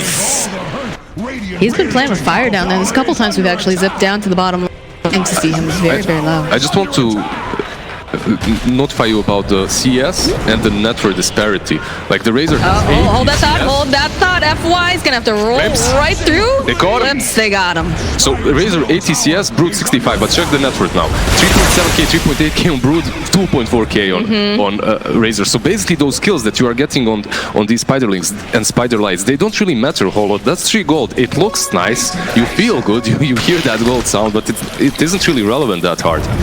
Ame's got his eyes on Ori again. The roll comes through. And they'll slow him down just a little. Does have that Ghost Shroud. Gonna try to pop a paparazzi, making a rotation now. Wants to get the kill over onto FY. FY's getting chased down slowly, but sure about this little bug. They'll find the kill. And there's gonna be the disruption coming through. Ame's gonna take some time, take that bug off of him. Nova slowly starts building up those stacks of poison again. Vici Gaming, they're realizing what's necessary here. The Brood Mother, leave her alone, just let her farm the jungle and pressure that mid lane. Like, she already took down the tier 1 on her own. These bugs, and the Necrophos will find the kill on X-Nova. XM's getting chased down again by all these fighters. He is managing to take a lot of damage right now. Options have Broodmother. The roll comes through. He's just gonna walk away. I think he just forced a couple of rotations. He forced FY to go there, and that's it. I don't think he thought that he can take down that Razor, specifically because of the static link that was already on him. But this is the way to play versus Nyx. And you asked why isn't Nyx picked so much? The panel was also wondering. He was completely ignored in that first game. He's kind of been figured out. The hero also suffered some nerfs, obviously, to the Midas. But overall, the hero has been figured out in a way that everyone knows that you have to hold that thought. Fade. They're slowly catching up to you over here. Nice and pale, slowing down the Razor. In fact, the rotation comes out. We'll get the disruption off. Can they kill him though? They kill him. That's the big question, Linder. They have a scythe with his name on it. Yang now tracing down X-Nova. They'll take him down. Chalice. Do they have anything to catch him though is the question. No. Bounty Hunter will make it out. Man, Team Bugs, they're dominating right now. Apparently, we should all be picking more bug-related heroes. And you know, the fact that they don't have a great solution to the Broodmother probably helps. These bugs are just so aggressive. They're pressuring the PSG.LGD team so much that I don't believe that this Midas is going to be on time. 10 minutes in, he's on 600 gold. They're taking a lot of map away from PSG.LGD, and that's what you want to be doing versus Nix. You want to be pressuring his team as much as possible. You want to be winning the laning stage. More bugs chasing after Chalice. Glimpse. There we go. Yeah, right back into that sentry ward. And he's dominating on that Brood Mother. All right. That's a big kill. That's a core bounty hunter. They need more. They need this tier 1 on the bottom lane. They need to set up the webs to either go for this tier 2 on mid. They're going for the tier 2 on mid. All right. You're a Brood Mother with the Dominator. This is what you do. So well, it's it does also make sense. How do you deal with this? So she's I'm gonna get the top tower too. They're making moves. Roll forward, coming out. Yang trying to run himself away. Will get slowed down. Looks like DY in for some the storm is will great. be able to take him down. And they've got the track now over onto Yang. Yang trying to run himself away as fast as he possibly can. Fade also making that rotation here, but I'm not sure he's gonna be able to get that save here. Turn around. Do they find the kill? They'll find the kill on FY. And now the Weavers joining into the fight. They'll lose Fade, but they're gonna lose a lot more as Paparazzi goes through. But they still have the track on him. They'll take him out. It's a triple kill for Ame. Oh, that fight, it looked like it might go in Vici's favor, but I don't think they should have turned. Razor just took way too much damage away from them. Nix was there, Bounty Hunter was there, and they wasted all their spells in a defensive move. Disruptor used his ultimate. They just had to back out. They thought because FY rolled in so deep that they can take a fight afterwards, but they instantly get punished. And oh, we got a Holy Locket picked up on Necrophos. A giant item for him, obviously, really good. But at the same time, I believe that either Earth Spirit or Bounty Hunter, they're going to be getting that vessel very fast. It's such a necessity for them in this game. Okay, Bounty Hunter isn't. I guess Earth Spirit then. You need a vessel. You need the vessel versus the Necrophos. You need a vessel versus the Brood Mother as well. That sustain is going to be real coming out from Ori. They need to keep the pressure up. It doesn't matter that you just lost 4. Obviously it is harder now, but you need to continue your plan. You need to just stay on the strategy, stay on the aggressive movements. 3 heroes hanging out in the mid lane. Don't want to allow this Brood Mother to just take a tower for free. Paparazzi gonna try to put some pressure over here onto Ame. Gonna Shikuchi chasing forward here. Has that bug on him. Trying to get a couple extra pop shots here if he can. He has Tex, he has Rage. I think he should be fine here. Putting that pressure out. The track is placed over on DY though. They've got a good way of knowing where he's creeping about. And they'll throw it out over on the Brood Mother as well. Tower is under attack. Meanwhile, Necrophos just solo pushing this bottom lane, and they are turning towards him. You can see 4 heroes rotating bottom, and he instantly bails. Oh, they're tracked. They are tracked. They know they're in there. They don't care whatsoever. Fresh track being placed over on DY. They know. He's creeping. They don't have the detection just yet. Dusk gets used. If they dust him, they can glimpse him. That's basically the plan. Yeah. They don't manage to. FY rolls. No, there's going to be the Static Storm dropped again over here. This Earth Spirit is in for some trouble. Disruption comes out, buys them some more time, and they're going to fall to the Plasma Field. DY trying to run himself back. They'll find it. FY still alive. He's going to be able. He's running after. He's not going to be able to roll away fast enough, though, as that hand finds him. And now Ame trying to run himself away. There's so much damage coming out from this Weaver, though. They'll find it with the nuke from the Brood Mother. XM now trying to fight his way through all of these fighters. The side comes out. Doesn't quite take him down, but he's still dead. He's not going to make it. Even though FY played so well in that fight, he gets on top of them, they waste some spells on him, he gets saved by the Shadow Demon, he still pops all his spells out. They cannot fight. Why can't they fight? Because they have this Nix. This is the weak point of this hero. He doesn't have that Radiance. He's basically useless in these fights. And they also wanted to contest that Roshan, they wanted to fight around it, while Vici Gaming has perfect vision around it. They have the Nix, they have the Spiderlings just scouting everything out, and they just baited them so well into that fight. Bottom lane, they have their eyes on DY. DY's tracked up. They're going to try to chase him underneath the tower. Bounty Hunter wants his chalice. Should be able to maybe find one more hit. There it is. Yeah, the sweet Chinada gold and the track kill. He definitely needed that. He's struggling in this game, so 547 gold for him. Feels good, man. Yeah, this pressure coming out from the Brood Mother is something to definitely be concerned about. Did he actually buy a pipe on Druid? He did, right? Or was I wrong? Yeah, he's got a pipe. Right, he's got a pipe. Pipe and Dominator. A very utility-based item build. This Dominator, I've seen it be bought on Broods with a lot of success. I think it was Matuka that started doing it. I'm not certain, but I remember seeing him a lot with the Dominator. And there's the Roach. Paparazzi gonna grab that Aegis. So what's the play right now if you're PSG.LGD? You just want to buy time for your life. You're right? basically, yeah, you're basically just buying time for Ame to get that Radiance. He is 2.5k gold. Like, he has enough. It's close to that relic. For the relic, yeah. But it's still going to be a little while before Just a couple of thousands more and he's got it. So that's a couple of minutes, like 19 minute-ish. I believe so. Are they going to get that time, though, especially with the Broodmother? Because with Broodmother, your foot is on that accelerator. Yeah, and you can see the items that they are buying. They're buying the pipe, they're getting the Desolator on Weaver. They're going to have the pushing power on their side. It's on these 4 heroes of PSG.LGD to make some sort of delay movements, like perhaps a team fight away from their base, or just make some good team fight for this Nyx to come back. For this Nyx to just stay where he is right now and farm. And just look, they can't even contest this right now. They know that they don't have their lifestealer in position just yet.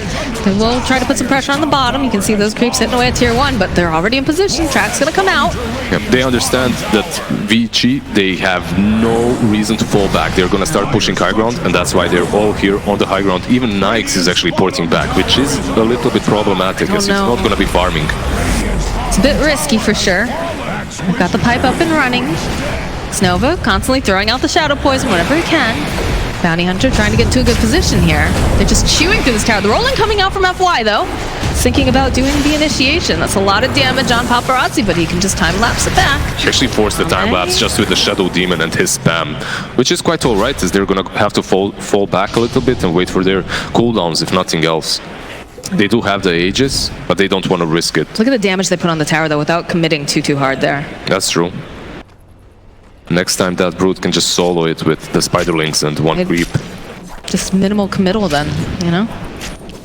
What is coming in that courier to Broodmother? That's the question. Alright.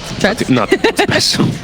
You made us so excited to see what it was. I was excited actually, I expected something big, but just threats. Alright. You're hype about this game. Just this is just time that PSG.LGD is just not doing anything. They can't go out there, they can't farm. This lifestealer needs farm. He needs to be getting items, and he just can't. He's pinned inside the space, slowly but surely. In comes the Spider Babies with that pipe. Just chew right through that tower. And just like that, they can leave. They don't have to commit to anything. They've opened up shrines. That's going to be more control of this map. And again, the side of PSG.LGD, they need to get out into their jungle. They need to be able to get this lifestealer farmed up. You just go for these shrines now. That's it. You outpush your other lanes that have been perhaps pushed in. You do give that Nyx a little bit of breathing space, so he should finish that Radiance until the next fight. But taking down those shrines and just taking control of the map is really important for Vici right now. As when you take down this particular shrine, you're preventing them from fighting for the next rush with buybacks. You're also preventing them from porting on that shrine. Oh no, Razor is gonna get taken down, killing spree. Now Xnova trying to run himself out, but he's stuck in the middle of the lines. He's not gonna be any sights of him going out now. Buyback coming out from the Razor, though. They're still chasing down FY. They'll take him out. DY sitting very low, will be taken out of the fight now as they slowly chase after Ame. The glimpse comes back, though. Fade has his eyes on. Will pop the Rage, though. He's actually gonna be able to dodge it. And he's got the Infest. Yeah, dodged it with the Infest. I thought it was Rage, but Rage was on cooldown. He dodges it with the Infest, which is a huge kill. But you only killed one bug. They still have 2 more remaining. Right. And that bug arguably is the least significant one. The Nyx Assassin, like, he can afford to be dying. I mean, DI has made a lot of... Yeah, he ports back. Yep. Times lapse. Goes right back. Gets that Desolator.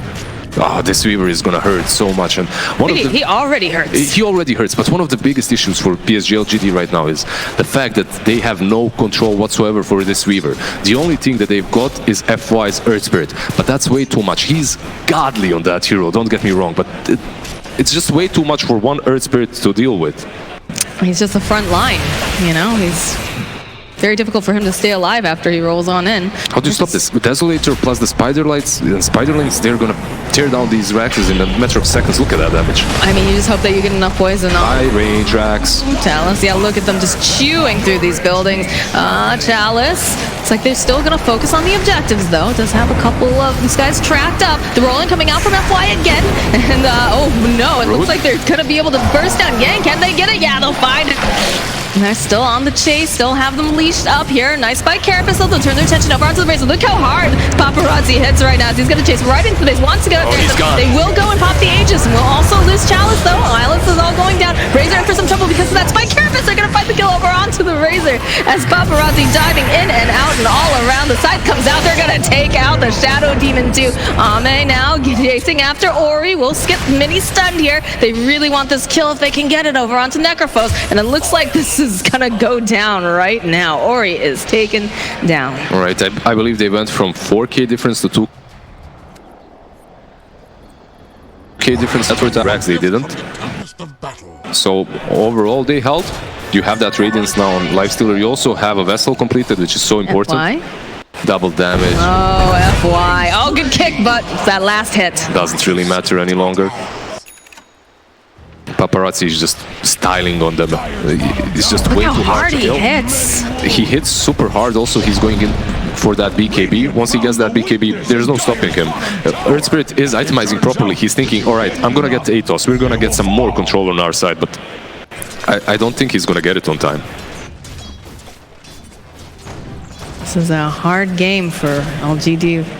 Yeah, They do have the Radiance online though. Ame, you know, he's they stopped that push. They stopped that first snowball. That was the first step that they needed to take, and they did it. There's still ways to go, but they didn't crumble under that initial pressure that Brood Mother brings into every single game. If she has a good laning stage, obviously, which she did. So they definitely played that out really well on top. and the network still looks very good for this life. So it's actually at the top of it. It's got 12K. It's got the Radiance online, so that'll help out in these fights for sure. The longer that this goes, I think the better it's going to feel for LGD. But you have a Weaver that is just... It's also the power of Midas, right? You can just rely on having a better late game because you have that item that is always gonna give you an edge. It's just a matter of surviving until you can get to the late game. I like his item build as well. He's going for that halberd, so he's gonna evade most of these hits with the Radiance and halberd, and also it's a way of dealing with the Brood Mother and the Weaver. The Vessel that they have bought just destroyed Brood Mother in that last fight. I think she needs a BKB as well. And yeah, BKB is queued up. When she was buying those power treads, I was wondering, could she have BKB already? That was my initial thought, because if she had BKB, that last fight is completely different. Casual does connect over onto DY. Doesn't look like they're going to hard commit on it, though. Take down that ward in the mid lane. Got that Sanj completed now for Ame. Chao is just going for Desolator, no utility whatsoever. He thinks that they lack damage, so he's gonna go for Desolator and BKB. An interesting choice. Everyone feels very disciplined right now. They're taking their time, they're farming up, they know what items they need to succeed in the next fight. Yeah, they're riding some dragons into battle. Got the Dota Game of Thrones going on here. Daenerys. Alright. He's pushing out the lanes, though, again. Very disciplined, not looking to get into any fights or skirmishes or any bad positions. They know that they're very dependent on making sure that their lifestealer gets what they need. And, of course, you know, the BKB, a very big deal for this Brood Mother. And Roche is back up and running now, so... I think you can't go for Roche until you finish these two BKBs on Brood Mother and Weaver. You can, but you're risking so much. It's so much simpler if you just get the BKBs first and then you go for it. And they're gonna wait. You see, he's a couple so hundred close. away. Brood Mother Yeah. just finishing up that BKB. Just a little bit more gold. Razor's gonna have his own BKB shortly. I don't know, the Weaver hits pretty hard though. And if he's got his own BKB and he's allowed to just run amok the entire time, I think that BKB doesn't mean quite as much. It doesn't. I have to agree with you completely. On the side of LGD, the BKBs are big, but the impact that Vici Gaming is getting from those BKBs is much bigger. Spider scouting out over here.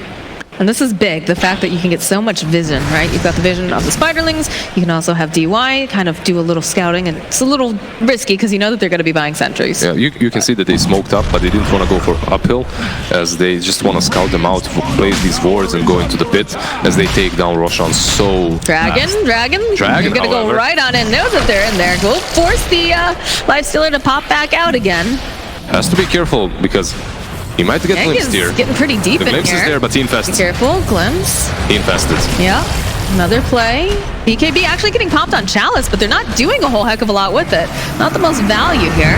They're going to turn their attention now. Necropose, the roll-in coming out from FY. Looks like they're going to be able to burst down Chalice. The silence is over here on the Necropose. He's trying to run himself up, but he's going to get taken down as well. Now, Ame on the retreat. Wants to run. The BKBs have gotten popped. He's going to get stunned up. Nice save coming out from X-Nova, though. Buys him a little bit more time. I don't think it's going to be enough. No, it's a double kill for Paparazzi as he's going to take down Razor. X-Nova. Razor on the back end. He wants to finish off DY. Will find the kill, but he's still going to get chased in through these trees. They're going to slowly just chip him down, and that's a team wipe. That's a full team fight into the Roche pit.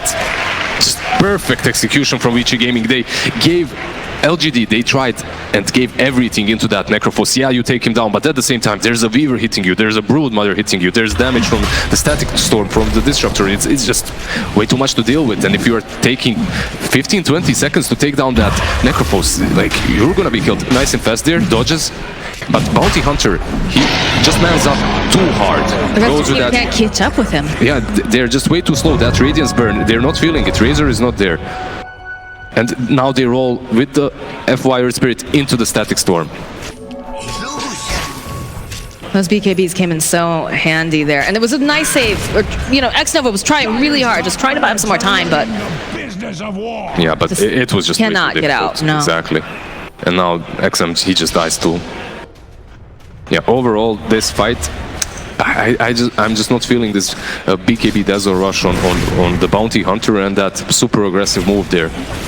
Perhaps he needed to at least wait for his teammates and then they go back in. As they used the infest, they used everything in the retreat. That BKB wasn't super aggressively used either. I just think that, you know, like you said, Bounty Hunter manned up, but he manned up just Alone, yeah. just by himself. That was the problem. That BKB not doing a whole heck of a lot as he just ran into all of them. And the rest of the team, I feel, you almost wonder if it's one of those situations where like, no, come on, let's go. And the team is like, well, I guess we're going. And unfortunately. Perhaps he didn't realize that he's going to infest into Earth Spirit and dodge the glimpse like that. Perhaps he thought that he had to go and make that move. Maybe that's the case. It sometimes does happen, honestly.